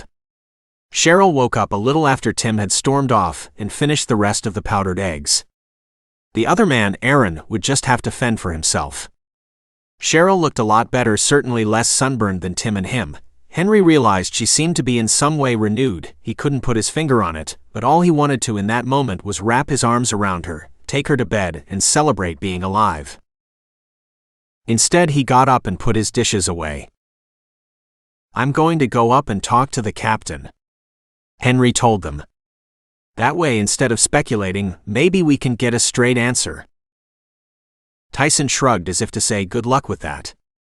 And Cheryl just smiled at him. They had filled her in on what had happened while she slept. All she said was that as long as they were on this boat and not floating in a damn raft, she could care less. Henry made his way up to the deck. He was happy to find that he had found his sea legs after all. He hadn't noticed it until now. The rocking and rolling of the water no longer made him sick or tripped him up. The old man was on the deck with a pair of binoculars in his hands. Henry hadn't gotten a good look at him last night, but now he could definitely see the family resemblance, right down to the sharp blue eyes and dark tan skin that bespoke of a lifetime spent on the water. Where's the captain? He asked him. John Taylor never even put down his binoculars, opting to instead continue scanning the water. Henry was afraid to ask what it was he was looking for. He's up in control room, steering the ship, John replied. Henry left John to his vigil and went up the narrow metal stairs to the control room. He knocked on the door. Come in, Jake said, his voice easily heard over the sounds of the ocean and the engines of the ship. Henry walked in, standing closer to the door. Jake was seated in a large leather chair in front of a wheel and ton of radars, switches, and knobs. Henry didn't even want to try and guess what they all did. "You wanted something?" Jake asked him. He looked much the same as he had the night before. Henry doubted the man had even changed his clothes. Had he slept? Henry wondered, and realized quickly that he might not like that answer either.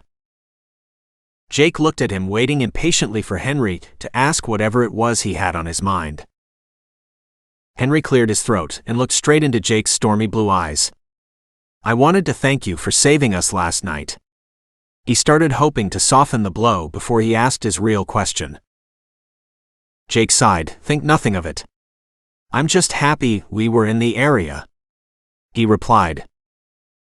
"Did you all manage to kill the shark that attacked the raft?" he asked. From the look on Jake's face, it appeared he'd asked the wrong question. Finally, Jake just shrugged. "No, I don't even think we winged it. The only way we are going to know for sure that that shark is dead is to drag it on board and do the deed," he said with a pained expression on his face. The way he said it confirmed Henry's fears. "You have no intention of bringing us back to shore, do you?" Jake turned back to him. "I have every intention of making sure you all make it safely back to shore, but first I have matters to attend to out here. And until then, you are welcome to have roam freely about the angry lady. While it might not be a yacht or some other pleasure craft, it does have most of the creature comforts that you will need. And when I am finished with my business out here, we will head into the bay and to the nearest marina, where we will signal the Coast Guard and let them know of your situation." The sinking feeling in Henry's gut seemed to deepen. "And your business? That's hunting down the shark, isn't it? That's why you don't want the Coast Guard to know about us, and why you won't take us back now. You don't want to answer their questions as to why you were out there." Jake smiled. "Well, I'm glad you put it all together. You're right, I don't want to answer questions, so please leave, enjoy your stay on my ship, and close the door behind you," he said evenly. Henry complied, and as the control room door shut behind him, and he wondered how he was going to break the news to the others. Chapter 12. After talking to the captain, Henry had gone back down below to sit in the shade with the others and relay what he'd been told. He was glad to be off of the raft, but he couldn't shake the feeling that he had traded one bad situation for another. It wasn't that he thought Captain Taylor or his father would harm them, but he didn't want to stay out here any longer than they had too. And the captain had made it clear that they weren't leaving the water until they got their shark. What if they never did? They were obsessed, and Henry didn't even want to speculate on how far they were willing to go to get their prize. This all felt like some sort of strange nightmare. Yet, no matter how many times he pinched himself, he was still here stuck on a fishing boat in the Atlantic Ocean. The others seemed to feel the same way. Tyson mainly talked to Aaron, who they all quickly discovered was nothing more than a pencil-necked kiss-ass. Henry was glad he hadn't been friendlier with the man back in the office. The only thing Henry couldn't figure out was why Aaron had latched onto Tyson, but whatever the reason, he knew that it couldn't be good. The man was a shit-stirrer, plain and simple. Henry had seen his type before, and their situation was dire enough without someone stirring the pot. And Tim? Well, Tim didn't do anything. He seemed to have resigned himself to the fact that Captain Taylor wasn't going to straight back to shore, and had opted to sleep the rest of the day. He had only glimpsed the man when he came out to eat or use the bathroom. Other than that, Tim lay on his bunk bundled up under blankets. Tim's demeanor on the few occasions he left his cocoon had been completely disheartening. The easy smile and optimism that Henry had always gotten from his friend had vanished. Tim looked like he'd aged 10 years and was a husk of his former self. Henry just hoped that with time Tim would be okay. He hoped they'd all be okay for that matter. Henry was lucky. Through this whole thing, Cheryl had been his rock. Not with words, no, they hadn't talked much after they were cast adrift and even after they were rescued. It was her presence, it was the little reassuring pats and squeezes. The little things she did that let him know for sure that things could be normal once again. She too had spent most of the day in her bunk, but he couldn't blame her. There really wasn't anything for them to do on this ship, other than stay out of the way. What was really nagging Henry, though, as he sat alone at the booth and heard the constant whispering coming from Tyson and Aaron from back in the galley, was that he felt useless.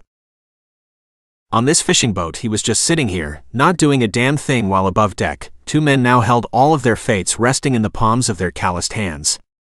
Mustering up his courage, he walked past him and Cheryl's bunk. She waved at him as he walked by. She had found a couple old paperback books and was keeping herself busy with them. He found himself standing on the other side of Tim's bunk. "Tim, get up," he said. He knew Tim was awake since he heard movement from behind the curtain that acted as a door. The bunk creaked as Tim sat up. "Tim, get up. You can't just lie around all afternoon." The pile of blankets moved, and Henry heard the sound of Tim's feet hitting the floor. As he stood, Tim dropped the blankets back on the bunk. He was so red that Henry couldn't tell if he was angry or not. If it had been any other time, Henry would have made a joke about his old friend's appearance, but clearly he was in pain. Henry could practically see the peeling skin falling off of him. When Tim spoke, he didn't sound angry, just defeated. "What is it that we are supposed to do?" he asked. Henry smiled at him. "Go fishing." Shock registered on Tim's face, but only for a minute, and it was quickly replaced with a hard frown, one that was filled with grim determination. Henry had been right, they both needed this. He had wanted to talk to Tyson about it, but for some reason he had shut the rest of them out. The only person he was talking to now was Aaron. Tim followed Henry up the stairs back onto the deck. John was up there, his eyes piercing the horizon in an ever-constant vigil. He stopped staring out into the water only long enough to check the lines on either side of the ship. He looked over at them as they walked up only briefly, as they came up to the deck. "Do you need a hand?" Henry asked him. If the old man was surprised, he didn't show it. Maybe he had already assumed that it was bound to happen. After all, being hunted through the water by a shark and listening as it ate people you slightly knew would give most people a reason to want it dead, and if not, the boredom of being on ship with nothing to do would. "Yeah, go hack up some chum. Don't get fancy with it, just fill the buckets," John told them, pointing a thumb over to an already bloody cutting board. Several empty buckets sat near it. The fish were frozen and it was a messy, smelly job, but at least it got their minds off of their situation. Watching Tim hack away at the frozen fish with an old hatchet, he couldn't believe that he had been so dumb. Of course, Tim was more upset than him about this. Tim had known all of those people on a personal level. They weren't just blurred faces in the hallway for him. Tim used to make fun of Henry for not knowing everyone's name, while Tim had known all of them. In fact, he'd prided himself in it. That was always one of the big differences between them. While Henry had looked at the office as just a job, a place he came to do his time and make a little money, Tim had loved it, saw it as a career, and probably felt responsible for everything that had happened. "Hey man, look, if you need to talk or anything, well, I'm here okay," Henry told him, without looking up from hacking up a fish with the large butcher knife. He couldn't have looked up if he had wanted to, at least not without risking his fingers. "I'll be fine. It's just it doesn't feel real, you know," Tim said with a snort. "I mean, between the storm, being set adrift on a raft, and then being attacked by a shark, can this get any worse?" he asked. Both men looked off in the distance, half expecting to see lightning flashing in the distance. They looked at each other and gave a soft chuckle, quickly back to work. In no time they had all the buckets full. John showed them how to chum the waters. They would only throw some overboard every now and again, just to draw in whatever predators might be swimming close by. Once they were close, they might decide to bite one of the lines John had sat out. After a while, John relieved them of their duties. John had a way he wanted it done, and they were happy to leave him to it. They sat on the deck and took a break, checking the lines sporadically and making sure they were around if John needed any more help. Shortly after they sat back down from checking the lines, Tyson and Aaron stormed up the stairs onto the deck. One look at the pair, and Henry could tell that trouble was brewing. They went right up to the control room. Henry and Tim exchanged a look between themselves and John. The old man also apparently picked up on the face that something was up. He shrugged, apparently deciding that whatever they were up to, it wasn't his problem. The ship slowed a little and Jake came down, with Tyson and Aaron trailing behind them. He lifted open a hatch on the deck and inflated a small, inflatable raft. Not like the massive one they were on. No, this one was more like a dinghy. He also pulled out a small prop engine. I want it on the record that this is madness. You two do realize that we have been chumming the water for a man-eating shark for most of the day, right? Not to mention the fact that you will be in the ocean on this with miles between you and the bay, one harsh wind, and you won't make the Virginia coast by nightfall. Jake said to them, pointing at the raft for emphasis. Tyson held up his hands in placation. Look, we are close enough to the mouth of the bay. I can get us that far no problem. Once in the bay, we hit the nearest patch of land and walk to the nearest phone. He replied. Aaron just nodded. Henry and Tim said nothing. When Jake looked over at him, all Henry could do was shrug. It was their funeral. They all helped to get the raft off the side and steadied the rope ladder as they climbed into it. Once both of the men were in, they handed the prop down to Tyson. He waved to them with a weak smile on his face as he set up the little engine at the back of the raft. See you all on the other side. He called out to them as the prop fired up. They all stood on the deck and watched them leave. The raft pushing its way through the water at a pretty decent speed. Henry hoped it would be enough. Soon they were just little dots on the horizon, barely visible in the afternoon sun. Jake shook his head and ran a hand through his beard. He knew that the tiredness he was feeling was more than physical. Idiots, he muttered and walked back into his control room. His father only shrugged. Tim and Henry stood there, not really knowing what to do. Henry really did wish them the best, but they should have waited. Yeah, sure, he would love to be back on land as much they would, but for Tyson to up and try to navigate a dingy back to land was foolhardy. Especially since the sun would be down in the next couple of hours. Maybe he didn't know as much about the ocean like Tyson and the Taylors did, but still, Tyson should have known better. God helps those who help themselves, he said, shaking his head. Tim looked up at him confused. Maybe that's what they were thinking when they made that plan. He told him. When did you get religious? Tim asked him. Henry shrugged his shoulders. Neither one of them had to guess the answer to that question. The ship's intercom blared over the deck, pull up the lines. Jake's voice echoed out over the deck, following by static crackling. John looked irritated, and like he was about to give Jake a piece of his mind. Jake's voice echoed out again. There's been another one, was all it said. Shit, cursed John. What is it? Tim and Henry asked in unison as they helped him get the lines out of the water. He means there's been another shark attack. John told them and went back to his muttering himself. Chapter 13. A few miles away from the angry lady, Chad and his friends were getting tore up. They had his dad's speedboat, girls and beer, and it was shaping up to be one hell of a good night. He fist-bumped his friend Donnie as he turned off the engines. They were just a little way out of the bay, far enough that they could say they were in the ocean, but close enough to shore that it wasn't dangerous. Chad wasn't stupid enough to take his dad's boat out further than that. It was a good spot for them to hang out without going into the much deeper and rougher water, and out here, they didn't have to worry about hitting a crab pot in the dark. Jackie and Amy started to strip down to their bathing suits. Chad took a swig of his dad's pilfered beer and gave Donnie another fist bump as they both watched. He had seen the girls around school before, but until now they'd never hung out, but right now he was glad he had let Donnie talk him into it. How Donnie had pulled it off he had no clue, but he definitely owed him one.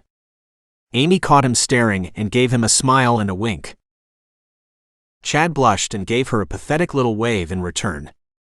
Donnie turned the radio on, not rock like they usually listened to. No, this was way more pop sounding, but he immediately when everyone started drinking and dancing. Jackie pressed herself up close against Donnie as they danced. If you could call it that, Chad thought. Eyes on me, Amy whispered to him while grinding her body against his to the music as while the boat rocked with the waves. All thoughts of Jackie and Donnie fled his mind. He slipped his hands over her tight tan waist and did his best to keep up. His brain fogged by the sweet coconut scent coming from her auburn hair. Chad didn't want this song to ever end. I want to go swimming. Jackie suddenly shouted and grabbed Amy. So much for his good time. He sighed as Amy was pulled away from him. She gave him a small smile as Jackie and her went to the back of the boat and proceeded to jump off. Donnie looked at them and then at him, shrugged and pulled his shirt off. Then he took a running leap that ended with a huge splash, making the girls in the water squeal. Chad was about to follow suit when he remembered the little ladder on the side of the boat. Thankful that for once he had listened to something his father had told him, he released it and sent it into the water. It would have been nearly impossible for them to get it to drop down while in the water, and without it, they wouldn't be able to get back on board. From the water, Amy waggled her fingers seductively for him to join her. Jackie and Donnie were already splashing around and pawing at one another. Chad wasn't the least bit jealous though, he just hoped he'd get to do the same with Amy. He swallowed and looked at her, letting his courage build. To be honest, Chad hated deep water, and by that he meant any water that he couldn't see his feet in. He also hated swimming in the dark. Something about it to him had always just seemed like asking for trouble. But Amy was already in the water and she was beautiful, and for some reason she seemed to like him. Which meant that he was getting in the water. A quick dip couldn't hurt, could it? He asked himself. Besides, it wasn't like he was going to plead with them to get back on the boat. No way did he want to be that guy. He chugged the remainder of his beer, wishing that he could get a little bit of buzz going, for bravery, if nothing else. Amy gestured again and Chad pulled off his shirt, hoping the night would make his farmer's tan look less pale, and he jumped. He almost let his breath out when his head went underwater. It was freezing cold. He really hoped his body would acclimate soon, if not, then he wouldn't have to worry about having any fun with Amy. Over here, he heard Amy say as he spit out the salty water. He swam blindly in the direction of her voice. Warm hands suddenly wrapped around him. He stopped trying to rub the salt water out of his eyes. Hey, he said, feeling the heat rise to face and hoping she wouldn't be able to see him blush. Her arms were still around him. Hey, she replied, moving her lips onto his. Chad kissed her back, and as her breasts pushed up against his chest he almost forgot to keep treading water, and they both started to sink. At some point she had wrapped her legs around him, and now he was keeping them both afloat. They broke apart briefly, laughing. Should we move this party back on the boat? Chad asked, hoping his voice didn't crack when did. Amy giggled. Sure, she said, and took his hand as they swam back to the boat. Chad was preoccupied helping and ogling Amy at the same time as she climbed up the ladder. Her tight purple bikini left nothing to the imagination, which was fine with him. Chad was tired of his imagination anyway. Jackie screamed as Chad put his foot on the first step. A loud blood-curdling shriek. People didn't scream like that joking around. That thought kept bouncing around his brain as he stood frozen on the ladder, still halfway submerged in the water. He could see her then. Jackie. She was swimming fast towards the boat. He dimly remembered Donnie saying something about her being on the swim team, or something like that at school. He looked around but didn't see Donnie, which was weird. Someone was shouting. It was Jackie. Start the boat. Start the boat, shouting the phrase like a mantra as she swam. That seemed to snap him out of it. He climbed the rest of the way up the ladder and went to front, then he turned the key. Amy sat on one of the chairs. She looked frightened and he couldn't blame her. What's happening? She asked him. "I don't know," was all he could reply.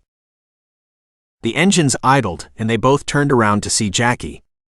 There was something in the water behind her, but she was almost at the ladder. He figured it had to be the beer, or the fact that they were out here at night, because he could swear that what he was seeing was a dorsal fin. And where was Donnie? He leaned over the side to help grab Jackie's outstretched hand. He had just grabbed a hold of her when something rose up behind her. There was a lot of screaming then. His, hers, probably Amy's too. Chad didn't believe what he was seeing. It was a shark, and a big one at that. It had risen up right behind Jackie, its cruel teeth snapping down on the lower half of her body. He had tried to hold on, but he just wasn't strong enough.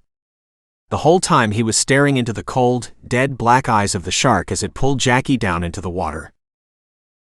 He grabbed a flashlight and ran back. When he flipped its switch, he instantly wished that he hadn't. The water was dark red. Just as he was about to turn back around, Jackie broke the surface screaming. She started when the shark hit her again, this time driving her against the boat and splashing them with gore. "Oh my God!" Amy screamed. Still shaking, Chad shined his flashlight over the side again. This time no one broke the surface. He tried not to look at the blood on the side of the boat. Amy was sobbing, and he was shaking.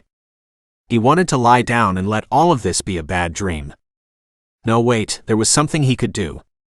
He grabbed the radio and pressed the small plaster square. Then sent out a distress call, reading the GPS location off just like his dad had showed him. Then he took a deep breath and said, "Shark attack." Hopefully someone would hear and take it seriously. After all, it was a distress call. "Let's get out of here," Amy said, coming to sit beside him on the captain's seat. She was warm and he liked being close to her.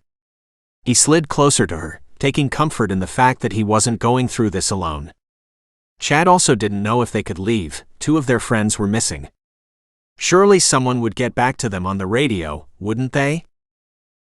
After a couple of minutes he switched off the blaring radio. The static was too loud and had made him more than a little anxious. Now the night was eerily silent, only broken by the small waves that rocked the boat. Looking out at the night, it felt sinister and dangerous. Chad realized solemnly that they'd just fallen a notch on the food chain, and he didn't like it. "Hold on a minute, just please let me try this real quick," he pleaded. Amy nodded, looking as if any minute she might collapse in on herself. He didn't know what to do if she went into shock. He and Donnie had stopped at Cub Scouts. "Donnie!" Chad shouted a few times from the back of the boat, hoping that his friend would resurface, even though deep down he already knew the truth. Only silence answered him. Amy was right, they had to leave. He didn't understand how this had happened, or how they were going to explain it. Amy was tugged him back to the console. "He's gone, okay, he's gone and we have to go now." Chad sat down on the seat, wondering if they should really leave. What if someone came who could help them? The first thump underneath the boat was all the encouragement he needed. With Amy holding onto him tightly, he gunned the engine, letting the speedboat fly across the water, its nose dangerously high in the air. He was driving it the same way his dad did when he wanted to show off, and had already drank a few too many. Shit, he was going too fast. He needed to slow down. The last thing he wanted was to get them both killed in a boating accident. Plus he could barely see ahead of them, as the boat lights weren't that bright, and the nose was too high up. Something jerked them back as they made their way into the bay. Shit. He had snagged a damn crab pot.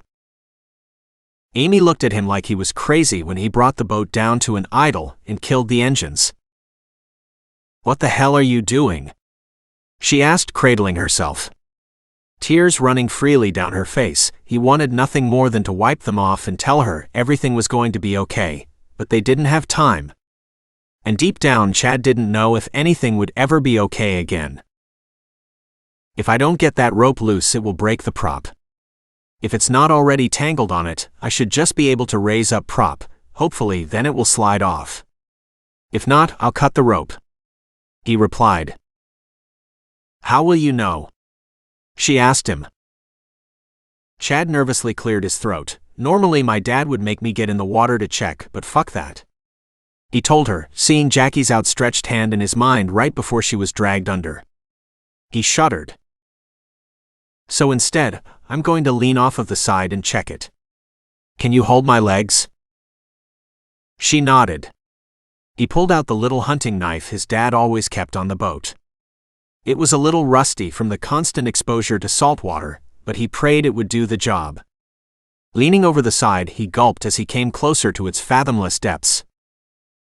With his face was only inches away and his hands now in the water, Amy held his legs, clamping them tightly with her full weight against the boat.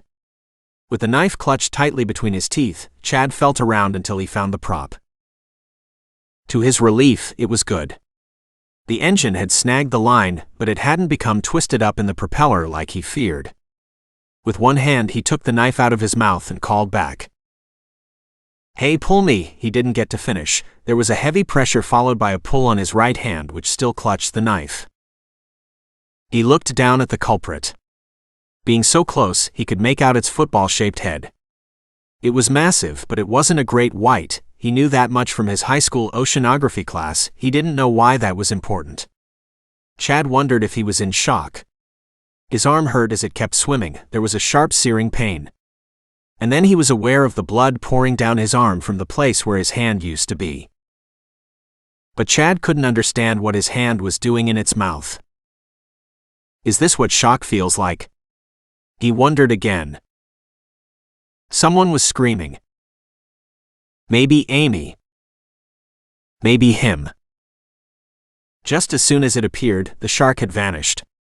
Amy pulled him back away from the water. At least he thought she did. He couldn't help it. He couldn't look at anything, except for the place where his hand used to be. Amy was crying and screaming about something as she wrapped his bleeding stump tightly in a beach towel. How do I start the boat? She kept screaming at him and smacking his face. Her words finally sunk in. Turn the key, he said. Chad realized he sounded funny and that he was very light-headed all of a sudden. Heavily, he sat down in one of the chairs. Of course I sound funny, I just lost my hand to a shark. He started to laugh mirthlessly. Amy turned the key and the engine started. She threw the boat into gear and launched off. Too late, Chad realized he'd never got it unstuck. The line hit the propeller and there was a loud-sounding boom as the prop was yanked backwards. The engines cut off and started to smoke. The boat had been going too fast. When the engines blew, Amy turned back to stare at them. Even though the boat was still going forward, she never even saw the green water level sign when it popped out in front of them, not that they could have slowed down in time anyway. Chad saw it right before the front of the boat smashed into it. He suddenly found that his whole body was cold and wet. I'm in the water, he thought dimly. Blood loss was beginning to affect him. The moon lit the water, making everything dimly visible. Something big was swimming towards him. He noticed his stump was sending up a small dark cloud, the beach towel was gone, and he could make out the glimmer of bone in the moonlight. As the dark shape got closer, Chad tried to swim away, but the agile fins quickly outpaced him in their native environment. Chad's last thought was to try and warn Amy as he felt that ungodly pressure again, first on his leg as the shark pulled him further down, then on his chest as it tore away a chunk. Chad could only watch. It may have bitten him in more places, but Chad was past the point of feeling such things. Chapter 14.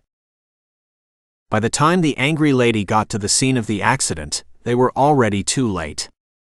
The only sign that anyone had even been out was a half-submerged speedboat which was quickly taking on water. There wasn't a single person living or otherwise in sight. What kind of shark can do this? Tim asked loudly as they all clamored around the deck of the ship. Each of them looking and hoping to see a survivor. Though Henry very much doubted the would. Cheryl had joined them on the deck, and Henry threw his arms around her as they watched the smaller boat sink farther and farther down into the water until it was almost out of sight. It was John who answered Tim's question as they all moved their handheld flashlights back and forth, for looking unsuccessfully for any signs of life. The shark didn't do that, Jake said, motioning towards the sinking boat. They sounded like scared kids over the radio. They must have run into that pylon. That's what caused all the damage. He told them, pointing out the cracked wooden beam which was now barely visible in the water. But what kind of shark are we after? Henry ventured. I mean, what could do this? This isn't the Pacific, so it can't be a great white or anything like that, right? John coughed and spat out into the water. No, it's not a great white. I've never laid eyes on it personally, but if I had to guess, what we are after is a bull shark. They can get up to 10 feet long and up to 1,000 pounds. They're also one of the more aggressive species. But how can you know? Cheryl asked him, pulling away from Henry. I've been researching it since the damn thing turned one of my boys into a Happy Meal. Guess that makes me close enough to an expert. He replied. Oh my God, I'm so sorry. Cheryl quickly apologized. But John wasn't quite through yet. I read everything about sharks I could get my hands on that, and I asked around. Working on boats you get to hear things that don't make the news, and I studied every article. You see, it's not uncommon for bull sharks to come up into bays and rivers. They can even survive for a time in fresh water. Like all sharks, they migrate from colder to warmer water. That's how I got the pattern, you see. Somewhere along the line this shark got wise. It realized that it didn't have to chase after fish or fight others over dead meat. No, this shark realized that there was slower, dumber prey in its waters, prey it could easily outpace in its natural habitat. He said, staring at each of them to add emphasis.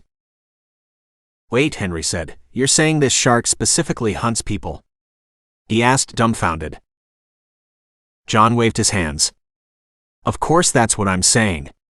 That's why it flips small boats and rafts like y'all's. It knows that it will get a reward. And it's sad to say, but if a body doesn't turn up, they will get labeled as having drowned, just like all the others. Tim put up his hands. How many people do you think this shark has killed? He asked. Trust me, you don't want to ask him that. The old man's got this shark pegged for every missing boater for the last 20 years, boomed the voice of Captain Jake Taylor. I take it you don't believe that? Cheryl replied. No way, I believe that this thing is a real monster. Don't get me wrong, this shark's killed a lot of people, and if we don't stop it, it'll kill a whole lot more. But it's not responsible for every water-related death out here, like my father believes. Besides, sharks are opportunists. Look, every attack so far has been on people in the water or fishing on small boats with bloody bait. Like my father said, it's going after prey it thinks is weak. In this case, that happens to be people. We aren't made to hunt in the water, we know it, and the shark knows it. He turned and looked pointedly at his father. I need you to steer us up into the bay, take her slow. The last thing we need is to run aground. He told him, and then headed below deck. Henry assumed the other man was finally going to get some rest. John snorted and made his way up to the control room so he could pilot the ship. Looking out at the other boat, which was almost completely submerged, he hoped they wouldn't share the same fate. Together they kept shining their lights off the side of the ship, looking in vain for anything in the water, just in case. After a few more minutes of this, they gave up. The speedboat was now far behind them. Hopefully, the Coast Guard would be able to find more than they did and notify their next of kin. Captain Taylor had said they sounded young, like a bunch of kids on a joyride. God, Henry hoped he was wrong.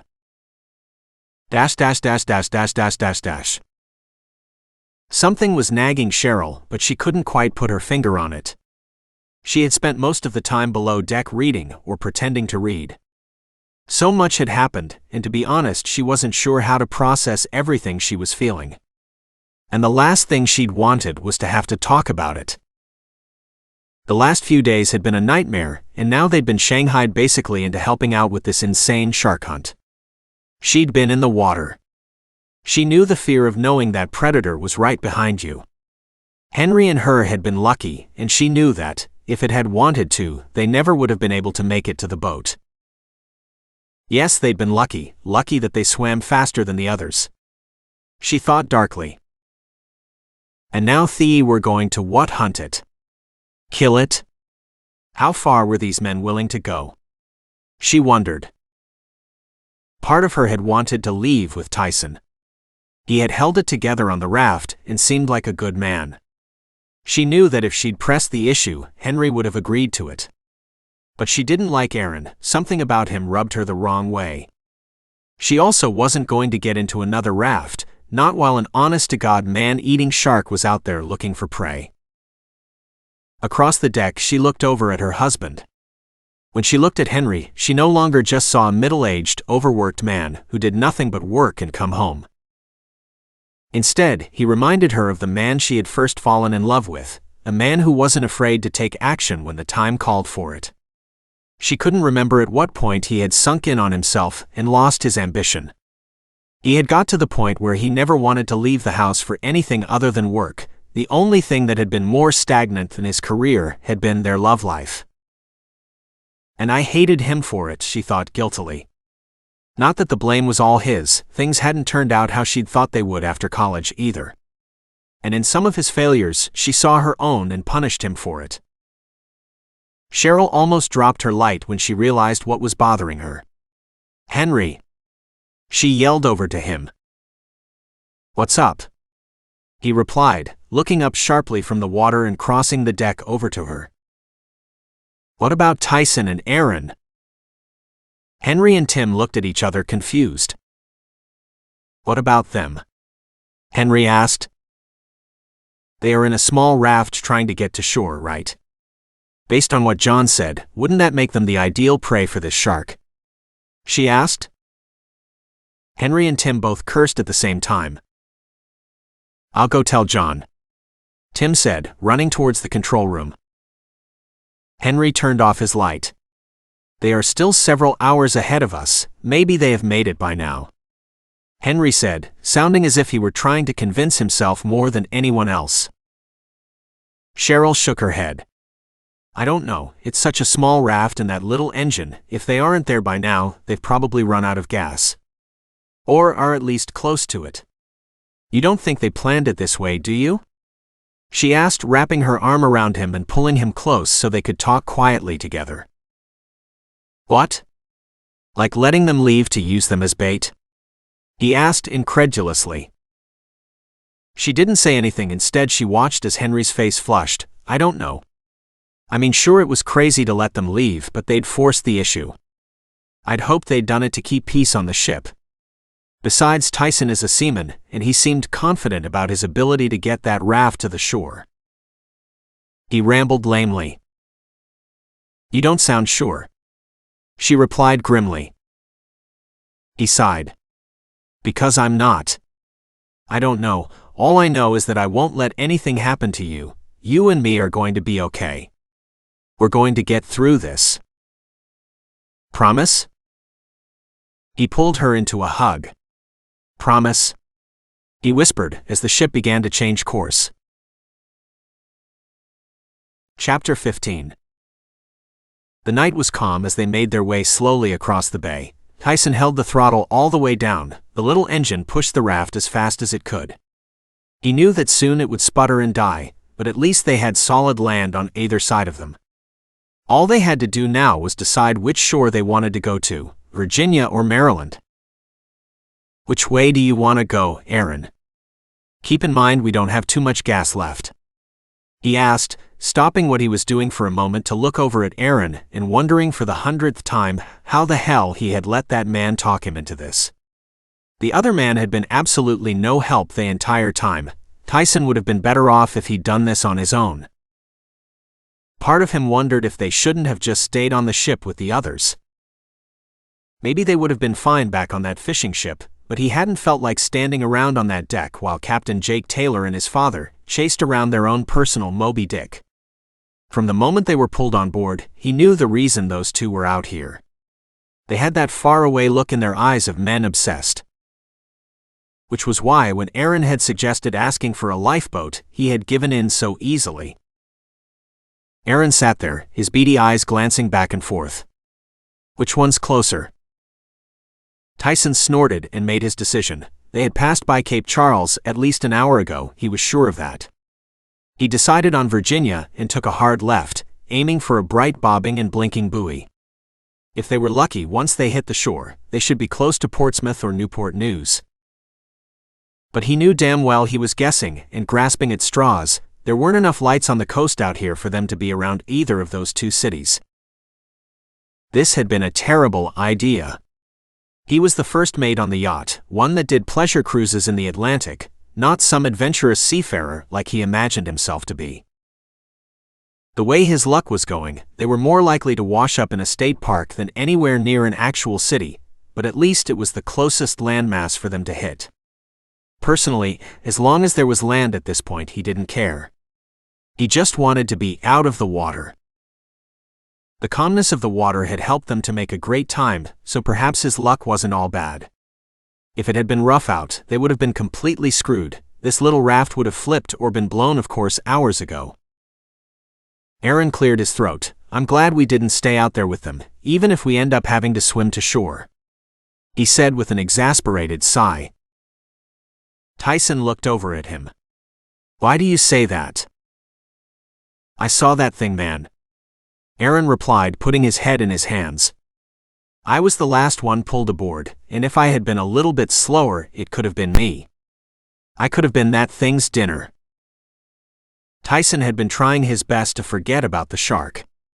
He had never seen anything like it before, and he prayed he never saw anything like it ever again, but he knew that he would be swimming from in his nightmare for the rest of his life. For the first time in his adult life, he was actually scared of the water. Me either, he told him. And believe me when I saw, I hope I never see anything like it again. In fact, I think I'm going to be looking for jobs on shore for a while when we get back. Have you been on sinking boat before? Aaron asked him as they closed in on the buoy. Tyson laughed. No, until this trip I had never been on or even seen a ship go down like that. Captain Patrick should have known better than to charge into that storm on a damn pleasure yacht. Especially one that wasn't in the best shape. He'd been putting off major repairs for years. That tight-ass bastard should have known better. Of course, I'll play real dumb if any of y'all try to sue his estate. His family shouldn't have to pay for his mistakes. He shook his head. Aaron was no longer paying any attention to him. What is it? He asked. It's nothing, I just thought I saw something in the water. Aaron replied, looking over the side of the raft out into the water. Probably nothing, maybe a carp, I think they jump. I'll be honest, I was never much of a fisherman. Tyson replied, glancing over to where Aaron was looking. Yeah, man, there's nothing there. They were now between the buoy and the shore when the engine started to sputter, just slightly, letting them know that this was it. They were about to be completely out of gas. The shoreline was still a good distance away. Worst case scenario, they'd paddle, but they were close enough that Tyson believed he could swim it if he had to. He'd be exhausted by the end of it, but he'd make it. Aaron, on the other hand, might be in some real trouble if it came to that. He thought, looking at the other mont's out-of-shape body. Tyson was just happy to see the shore. All of Aaron's talk of seeing stuff in the water was starting to spook him. He didn't want to think about anything swimming around them right now. The engine sputtered one more time and then finally died. Shit, Tyson groaned. What's wrong? Aaron asked, his voice cracking halfway through. Tyson swore that under normal circumstances, Aaron would still have jumped at every little sound. Aaron was a walking bundle of nerves, and the sooner he was on land and away from him, the happier Tyson would be. They were now floating aimlessly with the current drifting farther from the shore and back towards the buoy. Looking around the raft, he realized a little too late that they didn't have paddles or anything that could be used as one. We're going to have to swim, Tyson said, resigned. The last thing that he wanted to do was jump into the water at night. Not again. Maybe you can swim and I'll sit here and you can go get help, Aaron said, nodding happily at the idea. Tyson sighed. Look, even if we managed to be somewhere close enough for that to happen, by the time I got back with help, you would probably be halfway out the bay and back into the ocean with no way to steer yourself and no way to contact anyone. Aaron was about to say something else when the choice was taken from him. Something hit the small raft hard and fast, tipping it on the side and throwing both men out into the water. Tyson gasped for air as he clawed his way back to the surface. Not again. Please not again, he thought, as he struggled back to the surface, gasping as he broke free from the water. He didn't waste any time though, and swam as hard as he could towards the buoy. The shore was too far away and he knew he would never make it in time. He threw everything he could into it. A lifetime of working and living around the water was finally paying off as he deftly crossed the short distance. He heard Aaron behind him splashing in the water and panicking. The other man wasn't a strong swimmer. "Help me!" he shouted. But Tyson couldn't stop. When their boat had flipped, he knew without a doubt that something had rammed them from underneath. Just like last time. Aaron didn't realize it yet, but they'd just dropped a rung in the food chain, and right now it was every man for himself, whether they liked it or not. Tyson felt something swim by him in the water, and he kicked out as he neared the buoy. He kicked again, and this time his foot connected with something solid, and he felt something big swim away from him. Wasting no time, he clambered up the side of the buoy as fast as he could. Why did it swim away? Tyson wondered, and then he remembered the nose. You were supposed to hit a shark in the nose. How'd he forgotten that? It was one of the first things he'd learned in his dive class. At the time, however, he couldn't imagine being that close to a shark, let alone punching it. Aaron hit it in the nose. He yelled out to the other man, who was still splashing around wildly, but somehow slowly getting closer to the buoy. Tyson leaned over the edge with his arm outstretched, only to quickly yank it back as a fin breached the surface behind Aaron when he reached out for Tyson's hand. The look in his eyes was one of confusion as Tyson pulled back in fear. When Aaron felt the pressure and searing pain, he knew it was already too late. He didn't even have time to cry out as he was dragged into the water. Tyson could only watch as the other man was pulled down into the water after a brief struggle.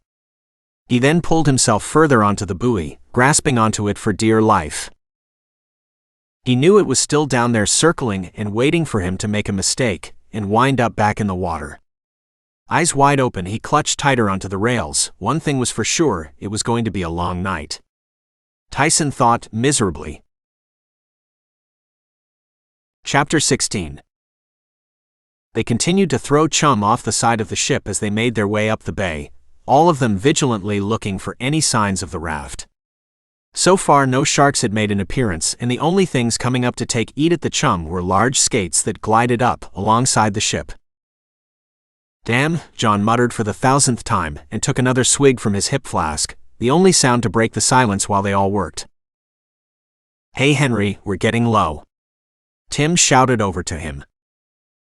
Henry ran across the deck and dumped out another bucket of freshly chopped chum, wondering just how much of this stuff they actually had aboard. He was up to elbows in fish blood, guts and offal. If he wasn't so worried about the Tyson and Aaron's safety, he would have taken a shower and gone to bed by now. 2 hours they had searched to no avail, instead deciding once again to chum the waters and drag lines. John had convinced them they could do both. Hit two birds with one stone was how he explained it. Though Henry had his doubts. He went back to chopping up chum. The supply above deck was getting low. Did they have more below deck? And if they didn't, what would they do if they ran out? There was no way they would turn back. Poor Tim was getting just as obsessed as the tailors. Henry watched as the other man baited the large hooks and fervently ran up and down the deck checking the lines. The water all around the ship was bloody, lit by the overhead lights. It looked like they were dragging a dark crimson cloud with them up into the bay. Between that, the smell of the fish he butchered, and the churning of the waves, Henry had almost lost the contents of his stomach more than a few times. Even the deck was stained red. That was also on old John. He'd gone below and emerged with a cooler to help strengthen the chum. Right away, Henry should have known he wasn't going to like whatever the other man pulled out. And he didn't. It was pig blood and guts. which they deftly mixed in a bucket with fish parts. It all stank terribly, and now even the deck looked like it was soaked in blood. Henry hoped it wasn't an omen for things to come. He kept telling himself that as soon as they got the shark they'd be home free, but even he was starting to doubt that. "This is disgusting," Cheryl said, handing him a rag to clean up. Henry tried his best, but it didn't do much. His hands still had a reddish tinge. "I know, Dad, but once we're out they'll have to stop and resupply, right?" he told her. She looked across the deck at Tim and John, who were still working. "You sure about that?" she asked him. He wasn't. It was late, yet none of them had stopped, not to rest, not to eat. Hell, he hadn't even seen one of them take a piss. "Why pig parts anyway?" Cheryl asked him at the same time that John came over to grab another bucket. "That's easy," John replied. "It's the closest you can get to people." That last bit had been accompanied by a cruel sneer, a sight that was becoming more and more common on the old man's face. The closer they had gotten, the less he had talked. A weird energy had accompanied him on the deck since he swapped out with Jake. It was as if the old man could taste his prey in the salt air. That energy seemed to take hold of Tim as well. He followed the old man around the deck like a trained hunting dog. "What's gotten into you?" Henry had asked him when he first noticed his strange behavior. With a faraway look in his eye, Tim had replied, "I want to see that shark die, Henry. I really do. I can't stop thinking about it. I need it to happen to make up for all those people I brought out here." After that, they hadn't really spoken. Tim, like John, was battling his own demons, as well as fishing for the beast, which left Henry on the deck trying to keep up. It was madness. Simple madness. Even Jake seemed to have caught it. He was silent as a ghost in the control room. Henry could almost feel his gaze staring out into the water, as if by some strange power the captain would be able to see into the depths and leer at the beast. The Angry Lady was the name of the ship, thought Henry. He almost laughed. It was an apt name since almost everyone on it seemed fueled by hate. That's the feeling, he realized. Righteous anger, that's what gripped him and the others as they plowed ahead no matter what the cost. He wondered if they actually wanted to save Tyson and Aaron, or whether or not. Or did they just hope the two had attracted the shark? Either way, now Cheryl and him were being pulled along for the ride. A hard pull on one of the lines caught them all off guard. Tim ran across the deck to the taut line. Henry and Cheryl stood where they were, watching grimly, and hoping that their misadventure would finally be coming to an end. "Fish on!" yelled John as he ran over and began to crank the line in. Tim helped him, and slowly the heavy rope-like line on the winch came up. Whatever was on the other end fighting against them the whole time, Henry didn't know if he wanted to see what was on the other end or not. It was a shark all right, but it wasn't their shark.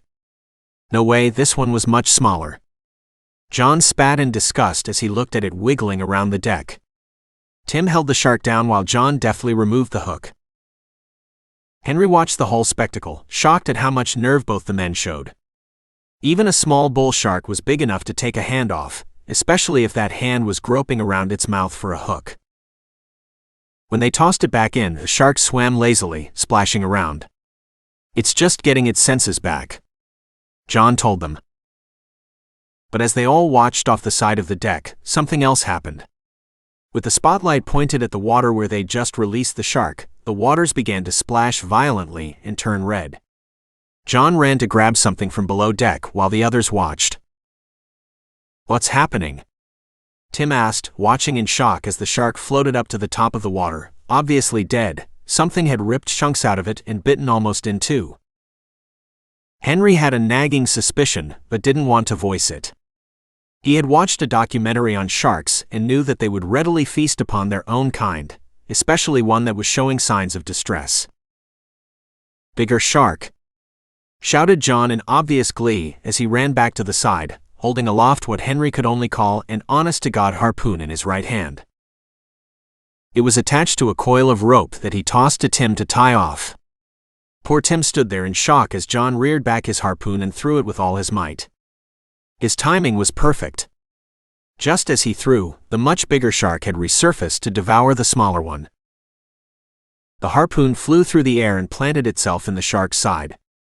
With the harpoon deeply ensnared in its side, the shark wasted no time and dove down into beneath the water. That won't kill it though, thought Henry. That would be too easy. Too late did they all realize that Tim had not tied off the rope. The coiled rope snapped tight around him as the big shark used its powerful muscles to dive further down. Tim screamed as the rope dragged him to the side of the ship. John and Henry tried to hold on as best they could. "Cut the rope, damn you!" Henry yelled at John. The old man did nothing, making a point of not looking at Tim's face at all as he strained in pain. Tim did his best to hold onto the side. His veins stood out from the effort, and skin around rope was red and raw. Instead of tying it off, he had coiled it around himself. They needed to cut it, but John wasn't moving to do it, and Cheryl seemed frozen where she stood. John stared out at the water, as if he could see down into the depths and see his prey. Henry grabbed for John's knife to cut the rope, and John pushed him away. As soon as Henry stumbled back, both John and Tim went right off the side of the ship. They were followed by a loud splash. Henry ran to the control room. In less than a blink, both men had gone overboard. He didn't feel like he had time to use the intercom system. Jake looked up at him as he barged in. "Drop anchor," Henry told him, breathing heavily. Tim and John just got pulled overboard. He shouted as loudly as he could. Jake looked at him incredulously. He had dark bags under his eyes, and it took him a moment to move, but Henry didn't have time for explanations and ran back down to the deck. He quickly put the rope ladder in place. Looking around, he grabbed one of the lifesavers and tied it off to a rope. Both men had already surfaced. "Did you see it?" John yelled as he treaded water. "Go get a gun." Cheryl was leaning over the side. "He's crazy, Henry. He's really crazy. I think he wanted to go over the side." Henry could only shake his head unbelievingly. The old man was more worried about killing the shark than saving his own life or the life of anyone else. "Eat your heart out, Captain Ahab," Henry thought with distaste as he threw the ring in closer to Tim, who was also treading water, but was now pale as a ghost. They needed to get them out now, before it was too late. Tim groped lamely in the water, finally finding the ring. He grabbed onto John, even though the old man fought him. The angry lady's anchors found purchase, and the ship ground to a sudden stop. The whole time Henry and Cheryl pulled both men closer and closer towards the rope ladder. Behind them, he saw something he couldn't believe. A harpoon handle stuck up out of the water about the same time as a dorsal fin rose up in front of it. No mistaking what it was. Henry pulled harder. They were almost there. John ran down from the control room and started to help. He watched as the rope ladder was pulled taut as John put his feet on it and began the climb up the side of the ship. Tim was right behind him. Henry pulled the lifesaver up the side of the ship and threw it on the deck. Then he ran to the ladder and helped haul John back aboard. He went back over the side after Tim, who was shaking with fright and trying to make his way up the ladder at the same time. Henry reached out for him and they locked hands. He could only watch as the shark, now halfway out of the water, launched itself at Tim like an airborne torpedo. Tim screamed in pain and fear as the shark latched onto his right leg, severing it at the knee as it dropped back down into the water. Tim started to fall from the ladder, but Henry still had his hand. Henry tried to hold on, but Tim's hand was too wet and slick. Henry could only watch as his friend dropped down into the water. Tim screamed as he resurfaced, his stump bleeding profusely, reminding Henry of the buckets of chum they had been dumping along the ship most of the day. He threw the lifesaver back overboard. "Grab it," he called over the side, shining the spotlight on the water. He watched as the shark began to circle Tim, as if savoring the meal to come. Anytime Tim made a motion to grab at the life preserver, the shark would come in between them, forcing Tim to swim back. "Jesus," Henry muttered. He felt like he was going to pass out or be sick. Or both. "Oh my God. Cheryl had muttered and then turned away from the scene. They both stood silently at the side, his hand in hers, feeling helpless as he watched the shark play with its food. Henry knew he was about to watch his best friend die, and there was nothing he could do about it. John suddenly re-emerged, rifle in hand, and began to fire wildly into the water. "Watch out for Tim," Jake shouted at him. If John heard, he made no sign. Instead, he kept firing the water around Tim and the shark. Jake rushed at John, and they grappled for the rifle. "Put it down before you kill a man, you old coot," Jake shouted as he pried the firearm from his father's hands. John snapped out of whatever had possessed him. He opened his mouth to say something, but a scream cut him off. The shark had apparently tired of its game. The water was now a deep reed, the shark's tail cutting the water back and forth as it tore into Tim. Its football-shaped head twisted every which way as it pulled him apart. Even after Tim had stopped screaming, the shark continued butchering him until there was nothing left on the surface. Afterward, it dove back down into the water, leaving those aboard the Angry Lady to watch in silence as the lone harpoon handle sank below the dark waters, which left no trace of Tim or the shark. Chapter 17. Tim was gone, and there was nothing they could do about it. Part of Henry wanted to take a swing at John right then and there, but he knew it wouldn't make him feel any better. Even the captain was now staring forlornly over the side of the boat. None of them spoke. Henry wished he'd tried harder convincing Tim. All of them should have stayed below deck and let the Taylors carry on their hunt alone. But hadn't he wanted to see that shark die just as bad? Henry thought guiltily, because of course he had. Just like the Taylors and just like Tim, he too had wanted to see that thing dead. Instead, he lost his closet friend. Henry had gotten sick over the side of the boat shortly after, and tears still streaked down his face. Cheryl kept rubbing his back. It had to be hard for her too. Tim hadn't just been his friend after all. "This madness has gone on long enough," Jake blowed, suddenly breaking the silence. "We're so close," John protested weakly. "No, we're done, don't you hear me? No more dragging people into this. We should have taken these people to shore from the start. Now look, we've got 2 in the water God knows where, and 1 in a shark's belly. These folks aren't fishermen, Dad. Getting them involved like this is lunacy, and it ends here." But John began. "No, go up top and take us to the nearest port. These people are going home," Jake said sternly. John looked like he wanted to protest further, but instead let the rifle dangle by his side and grumbled as he marched past them up the stairs to the control room. Now that John was steering the ship, Jake started to stow the gear spread out across the deck. There would be no more lines in the water or chum going overboard, not anymore. Once everything was cleaned up, Henry went back to manning on of the lights. Captain Taylor did the same, both coming to the same conclusion that it wouldn't hurt to keep their eyes peeled for Aaron and Tyson on the way back. Cheryl, on the other hand, had gone back below deck. Henry had wanted to go with her, but knew that if he wasn't busy doing anything that he'd end up bawling like a baby over Tim's death, and that wouldn't help anyone right now. Jake didn't care at this point whether or not his father would understand his decision to abandon the hunt. His father had been acting like a madman ever since they'd gotten on the water.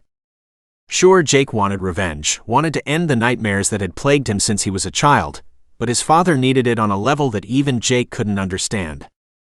Needed it like a man needed air, and was willing to sacrifice anything and anyone to achieve that goal. Something which scared Jake more than the shark in the water. His father had sulked the whole way up the stairs. And seeing him like that, Jake knew that without a doubt he had done the right thing. With a tired sigh, he kept searching for Tyson and the others, knowing that his father could no longer be trusted out on the deck. Old John kept the Angry Lady moving at an even pace, making sure to stay in the deeper water so that they didn't bottom out. That's the last thing they needed at this point. In the distance, they could see the twinkling green light of a buoy. Henry saw it before him and called out. Jake quickly came over, and they looked around desperately for any sign of the others. But they didn't see any. The buoy, still a good distance away, was the only thing out there. "Hey, keep your light steady," Jake told Henry as he moved up beside him. Henry simply complied. Jake felt bad yelling at the man like that, but sometimes that's what it took. Besides, he thought he'd seen something moving in the water, but he wasn't sure. Or perhaps he was and simply hoped that he was wrong. "I see it," Captain Jake yelled in triumph. Henry's spotlight now angled off the starboard side of the ship. Running over, Jake could just barely make out the handle of the harpoon as it breached up above the water. The shark was circling the ship, but now thanks to the harpoon they could get it. Kudos to the old man, he had really gotten that thing in there deep, Jake thought happily, and ran down below to fetch his father rifle. He wasn't absolutely no time, and by the time he got back to Henry's side it was ready to fire. "Keep it steady," Jake told Henry again, as he shouldered his father's rifle, and Henry did his best to keep the light on the shark. "Do you have it?" The intercom blared as John's booming voice echoed across the deck. In reply, Jake took aim and fired. The gunshot echoed out over the water and caused his ears to ring. Water exploded up near the harpoon handle, and it disappeared from sight. "Did you get it?" The intercom blared again. Jake and Henry stood looking over the rails, the spotlight illuminating the water for any sign of the shark. They saw nothing. Jake went to put the rifle back to his shoulder, deciding it might be a good idea to put another bullet in the same place, just in case. Henry kept the spotlight scanning the water. Suddenly they heard screaming from the other side of the ship. Both men took a second to look at one another before running towards the sound. All thoughts of the shark forgotten. Standing at the front of the ship, they could now clearly see the buoy. And there in the blinking green was a figure standing up and holding tightly to the buoy as it bounced in the bay's current. A figure that was screaming at the top of their lungs to get Jake and Henry's attention. It had to be either Tyson or Aaron, Jake hoped, unable to make out who was doing the screaming. "Why did you stop show?" The intercom began to blare before it cut off, replaced by a nasty grinding noise as the bottom of the ship hit rocky sandbar.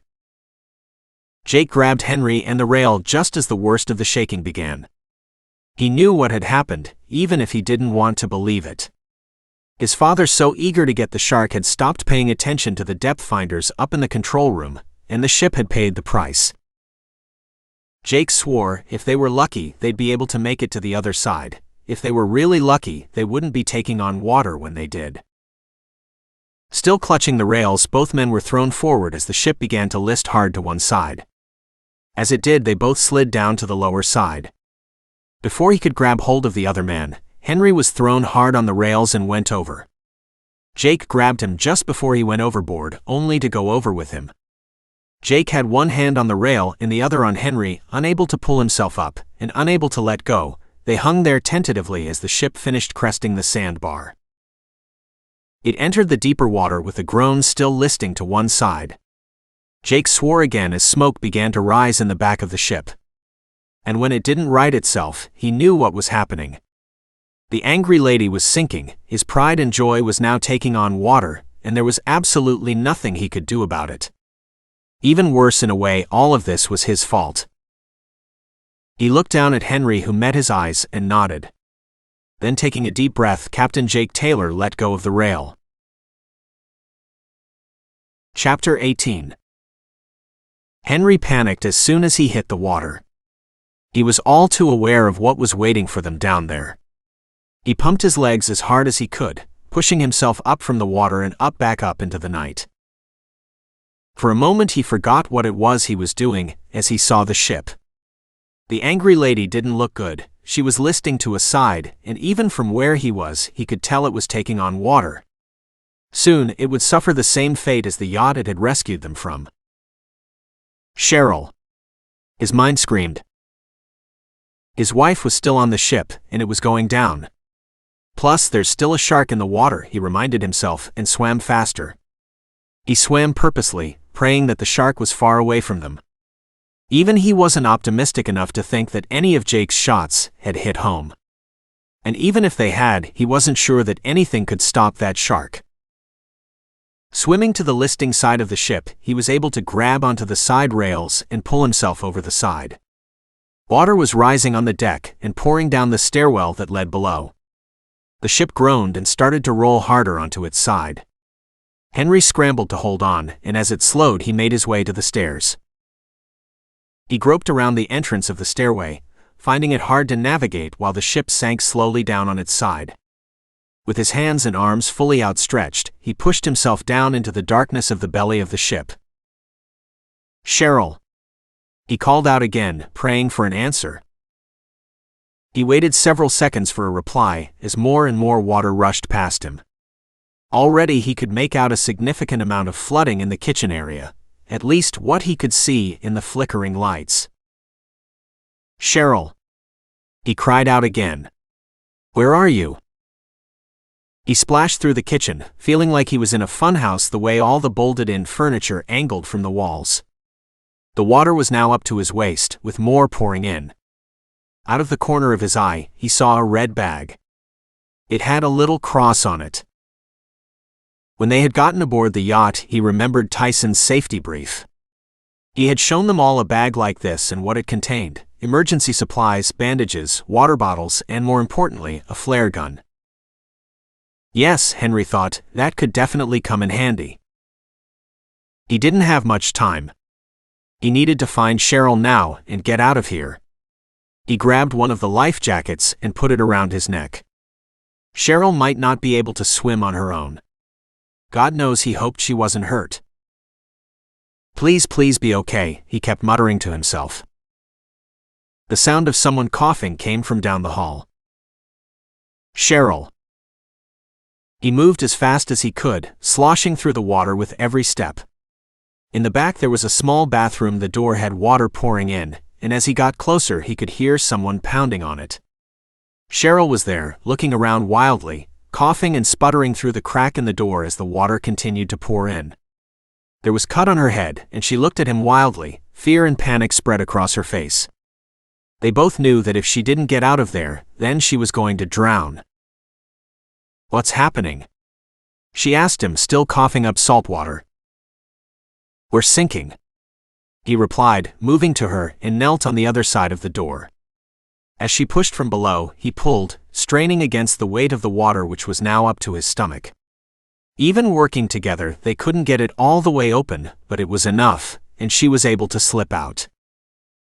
"We need to get out of here," she told him, looking around at the devastation.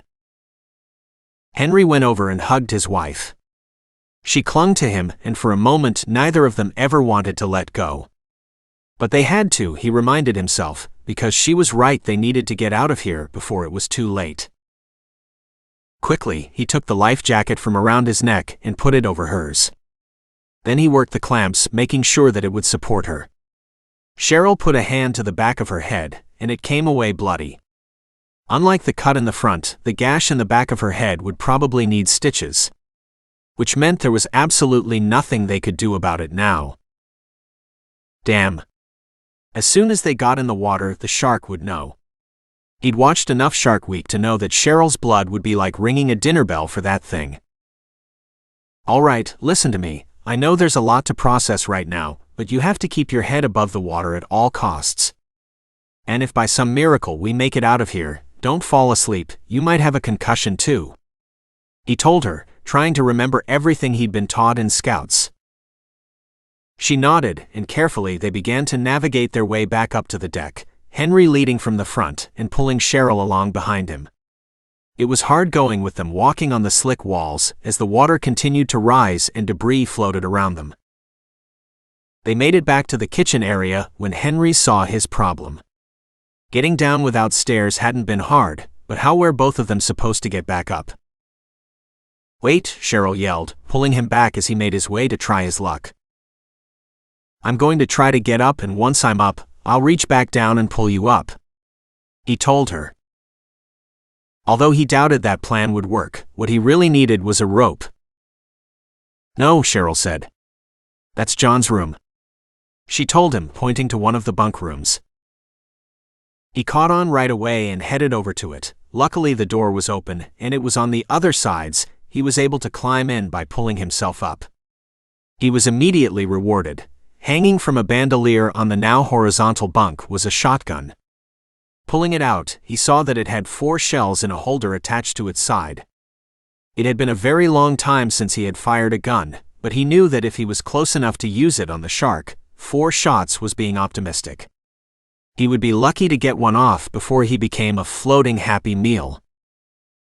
He dropped back down to where Cheryl was standing and saw that the water had risen more. Now it was up to his chest. At least it made it easier for them to get out. Getting Cheryl to hold the gun in one hand and grasp onto him with the other, he swam up the stairway as far as he could. Without prompting, Cheryl locked her legs around his back, and Henry grasped the rail on the side of the stairs with one hand and pushed off the bare wall with the other. His outreached hand found a perch, the doorway, and he pulled them up with all his might. As they made it into open water, the ship lurched, the bow plunging downwards, and the control room rose up into the air. Soon the entire doorway and below-deck area was lost beneath the water. Henry could make out figures in the control room, Captain Jake and his father. They'd made it. A loud boom filled the night, and the ship shook violently as the engines blew up. First, all Henry could see was the billowing black smoke, but then he saw the flames that followed it. No time to worry about that now. He knew he had to get out of the water. He just hoped the others had a plan. In the distance, he saw a harpoon handle rise up from the water. He didn't need any more motivation after that. "Hang on," he called to Cheryl. She clung to him. That was all the prompting he needed. Using the ship's dry side railing like a ladder, Henry slowly made his way to the control room that now hung in the air overlooking its quickly sinking bow. He climbed harder, knowing that below them circling the sinking ship was a very pissed and hungry shark. Chapter 19. When Jake fell off the side, he was prepared. He took a nice deep breath before he hit the water. Kicking out as soon as his head went under, Jake was able to push himself up and break the surface, taking another long, steadying breath as he took stock of the situation. He heard Henry splash into the water. For a moment he wondered if he'd need to go save the other man, but then watched as Henry broke the surface. The other man swam towards the partially submerged deck. The captain didn't have time to fret about Henry. He didn't even have time to worry about his ship, which was slowly sinking. All he could do was wish Henry the best and make his way towards his father. He wasn't going to lose any more family members to the shark. Climbing onto the deck, he carefully made his way to the staircase that would take him up top. Jake hung tightly to the staircase as he climbed it like a ladder. One wrong move, and he'd have a short fall back down to the deck. One that was sure to break something before he slid into the water. Underneath him, the angry lady creaked and moaned as she took on more water. "I know, old girl," he mumbled, feeling tears come to his eyes as he apologized to the ship that had served him so well over the years. For the first time, Jake understood why some captains chose to go down with their ships. He shook the dark thoughts out of his head as he climbed closer and closer towards the control room door. Straining, he pulled himself closer to the control room. He gripped the side of the doorway. The door now swung freely with the rocking of the ship. Hanging over the water, Jake pulled himself into the control room. His father had been flung against the controls, which was probably the only thing that had kept him from being thrown out of the doorway. "Dad?" Jake called and got no response. From the way everything was hanging off the walls, he would have to climb to his father, who had enough sense to strap himself into the chair before they wrecked. "Damned foolish old man," Jake swore. But looking at his father hanging limply in the chair, his anger wouldn't even stir. All he could feel was pity. Jake pulled himself the rest of the way inside and dragged himself against the wall on the right. He nestled against it as he tried to come up with a plan to get his father. Something hit him in the head as he crawled against the wall. Reaching up, he found that the radio was swinging around on its cord, freed from the little clip that kept it close to the captain's chair. Holding it, he could just barely hear the static that let him know it still worked, albeit faintly. Now all he needed was to know their last position. Then he could call it in, shark or no shark. A soft moan came from the chair. His father was beginning to stir. "Dad, are you okay?" Jake asked him. John Taylor opened eyes, and for the first time in Jake's memory the man looked old. Old and tired. He watched as John tugged on the belt, and looked around. Understanding came into his eyes as his gaze finally rested on the open doorway. "Shit," he muttered. "You're telling me?" Jake replied. "Look, can you see the GPS?" John looked around and found it. "Yeah, it's flickering." "Okay, what are the coordinates?" Jake asked him. John read them off to him, squinting as the screen flicked back and forth. Jake said them out loud to himself so that he would remember them. Then he called it in, hoping that someone would pick up their transmission. After the fifth call out, someone finally did, a Coast Guard station. Thank God, Jake thought to himself. He quickly rattled off their location and situation. Afterward, he let go of the radio. Now they could deal with his father's situation. How the hell were they going to get him down without injuring him, or worse, falling into the water below? There was no way that the shark had swum off. They weren't that lucky, especially not lately. His father swore. "Damn it, I think we have another problem." John told him, disgust clear in his voice. "What is it now?" Jake asked hesitantly, wishing that for once something would go right on this damn venture. John Tyler twisted around in the seat that had become his prison. The straps clung tight, restricting his movement. "The buckle won't undo." He cursed again. "The damn thing is busted, and I ain't got anything to cut these straps with." It was Jake's turn to swear. Still crammed off into the corner of the wall, he dug through his pockets until his fingers finally found his small pocket knife. He would have to climb up there somehow and cut his father down. All he had to figure out was how to do it in a way that wouldn't send his father falling like a rock out the door into the water below.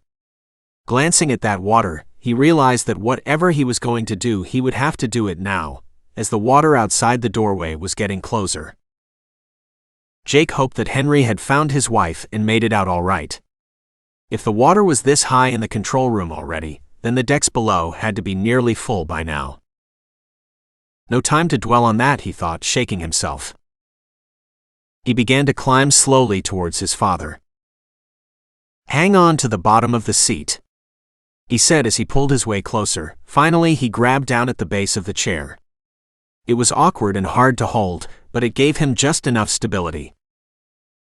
That pole made a scraping sound as he did. The captain's chair wasn't designed to support that much weight. With one arm hanging on and the other swung above him, sawing away at the straps, Jake's foot slipped, and he found himself hanging directly above the open doorway. Pulling himself, he was able to get his feet back under him. If his father fell, then it would be both of them taking the plunge. "Jake! Stop!" his father boomed suddenly. Jake stopped mid-saw, shocked at the outburst. "We don't have time for a talk right now." John Taylor made a disgusted sound. "No, damn it, boy, look, my leg's busted. When you cut me down, don't stay behind for me. Y'all just get to the buoy. Okay?" "Dad, what are you going to do?" Jake asked, not understanding what he was hearing. "Doesn't matter. Just agree." John replied evenly, his voice carrying the same stubbornness it had when Jake was a boy. "Okay, but we are going to be fine. The Coast Guard will find us, just don't do anything crazy." Jake replied, and went back to sawing at the strap with the knife, wondering if he actually believed any of the words he just said. He finally cut through. His father dropped, and now they both clung desperately to the captain's chair. The metal pole screeched and the chair sagged some, but it held. Two figures were suddenly in the doorway, clinging to it for dear life. Jake couldn't believe his eyes. It was Henry and Cheryl. Henry's eyes were as wide as a saucer.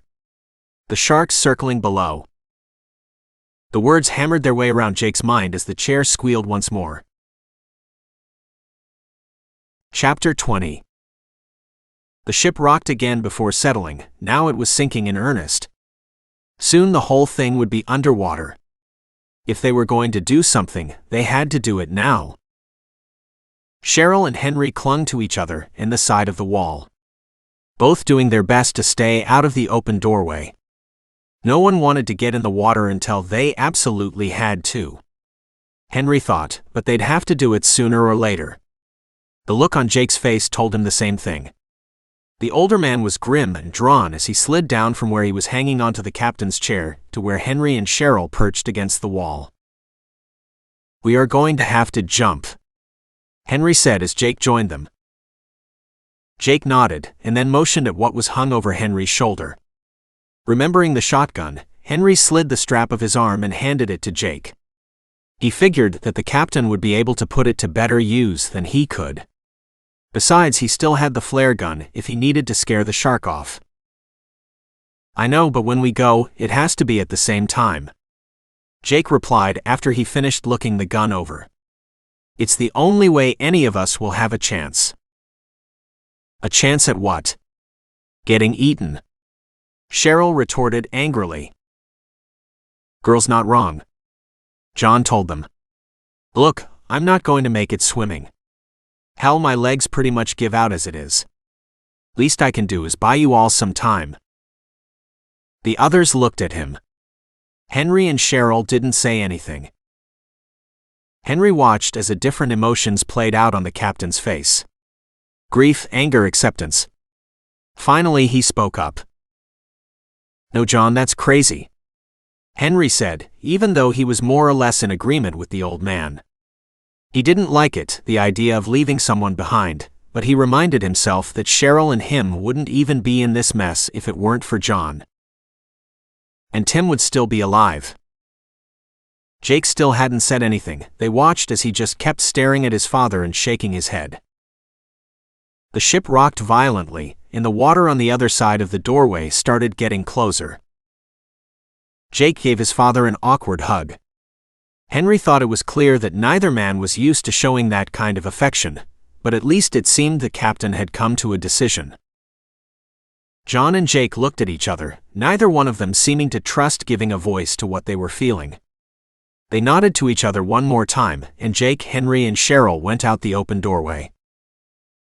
Instead of jumping, they amended the plan. Again, using the stairway like a ladder, they climbed down into the water. Most of it was now underwater, so they didn't have far to go. The bow of the ship was still visible. It was a decent swim, but they could ride it down without having to worry about drowning. The only thing they had to worry about was the shark. The cold, dark water eagerly greeted them. Henry swam as fast as he could towards the other end of the ship. Henry knew there was no time for subtlety. The water on either side of him splashed with the sounds of Jake and Cheryl doing the same thing. There was no doubt in his mind that the shark still circled the slowly sinking ship. He just hoped it hadn't spotted them yet. The flare gun was safe in a box and tucked into his lower back, his belt keeping it in place. Once they skirted the bow, they could then fire the flare from the top. It was their best bet to hopefully get some help. That was, of course, if there was anyone around to see it. Henry thought miserably. The bow was closer now. The only way on it would be to climb the rungs up the side, and Henry couldn't help but view them as some sort of hellish monkey bars.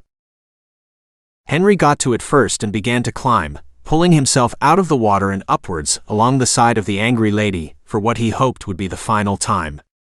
It was hard going hanging vertically and propelling oneself forward, especially while trying to clutch the box with the flare gun to his lower back. If that fell, they might as well be lost. Henry's first sign of trouble was Cheryl's cry. "Captain Taylor," she shouted, "hurry!" Looking back as far as he could, Henry still couldn't tell what was going on. He had no choice but to continue upwards.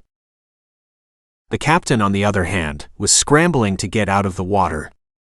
He had pushed Cheryl up ahead of himself and was now having a time getting up. The bars were wet and so were his hands, which wasn't a very good excuse, but the captain couldn't seem to grasp them. His hands were slipping and sliding, and he couldn't stop thinking about his father all alone in the control room, waiting to die. When Cheryl screamed his name, he knew he was in real trouble.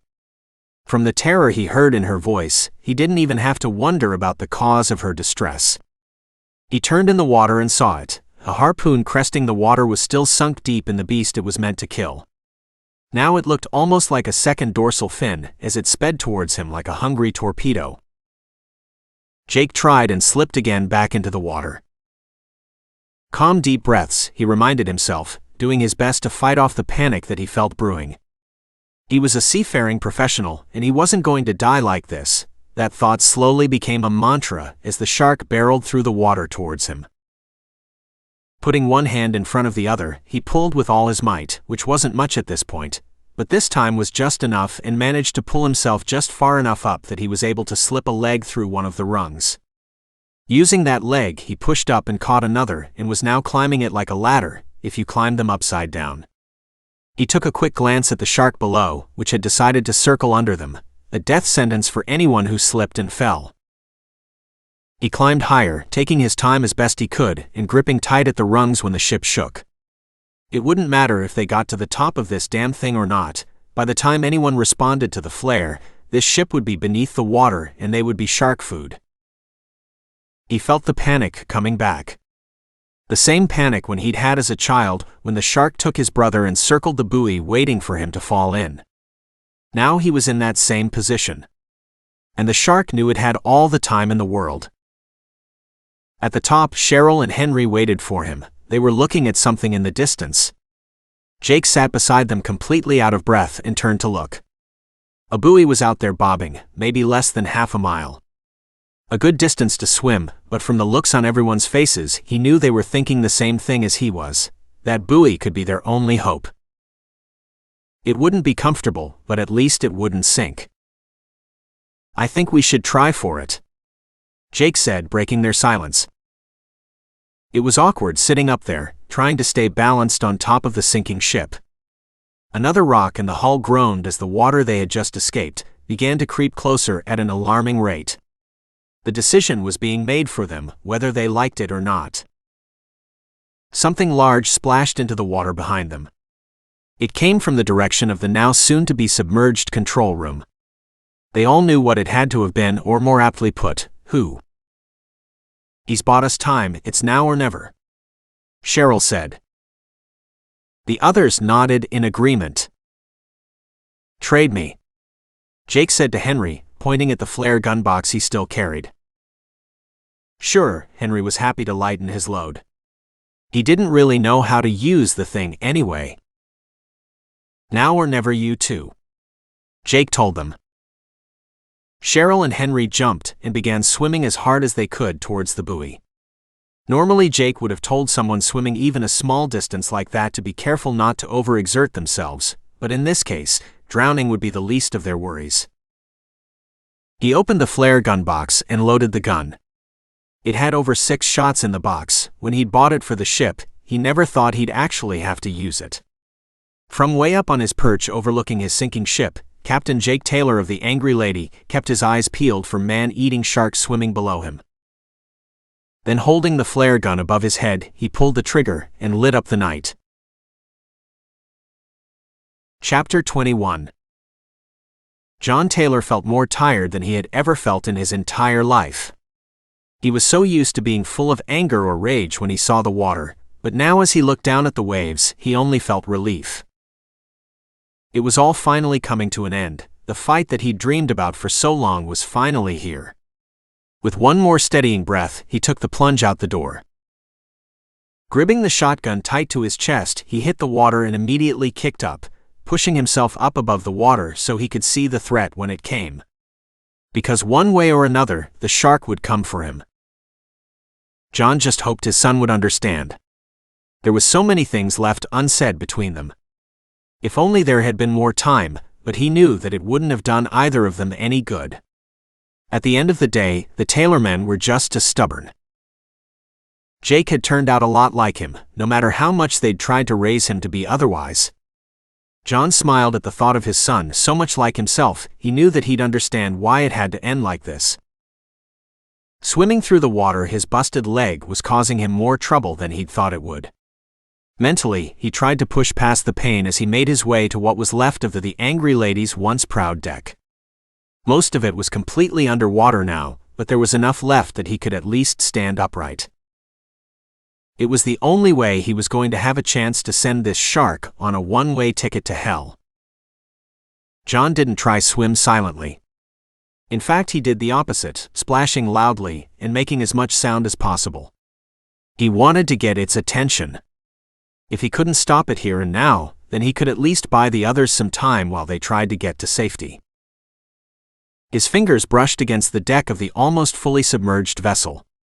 He did his best to keep his back to it and began to push himself up with his legs. Taking the safety off, he racked a shell into place. Raising the shotgun, he aimed it at the shark. The shark was a dark gray torpedo shooting towards him. He fired as it crashed into him. A chunk of its side blew out, but the beast didn't waver. The recoil from the shotgun pushed him backwards and made him lose his already precarious footing. "Fuck you!" John screamed in the water as the shark smashed into him. He roared in pain as its jagged saw-like teeth sank into his thigh, ripping and tearing as the beast tried to take his leg off.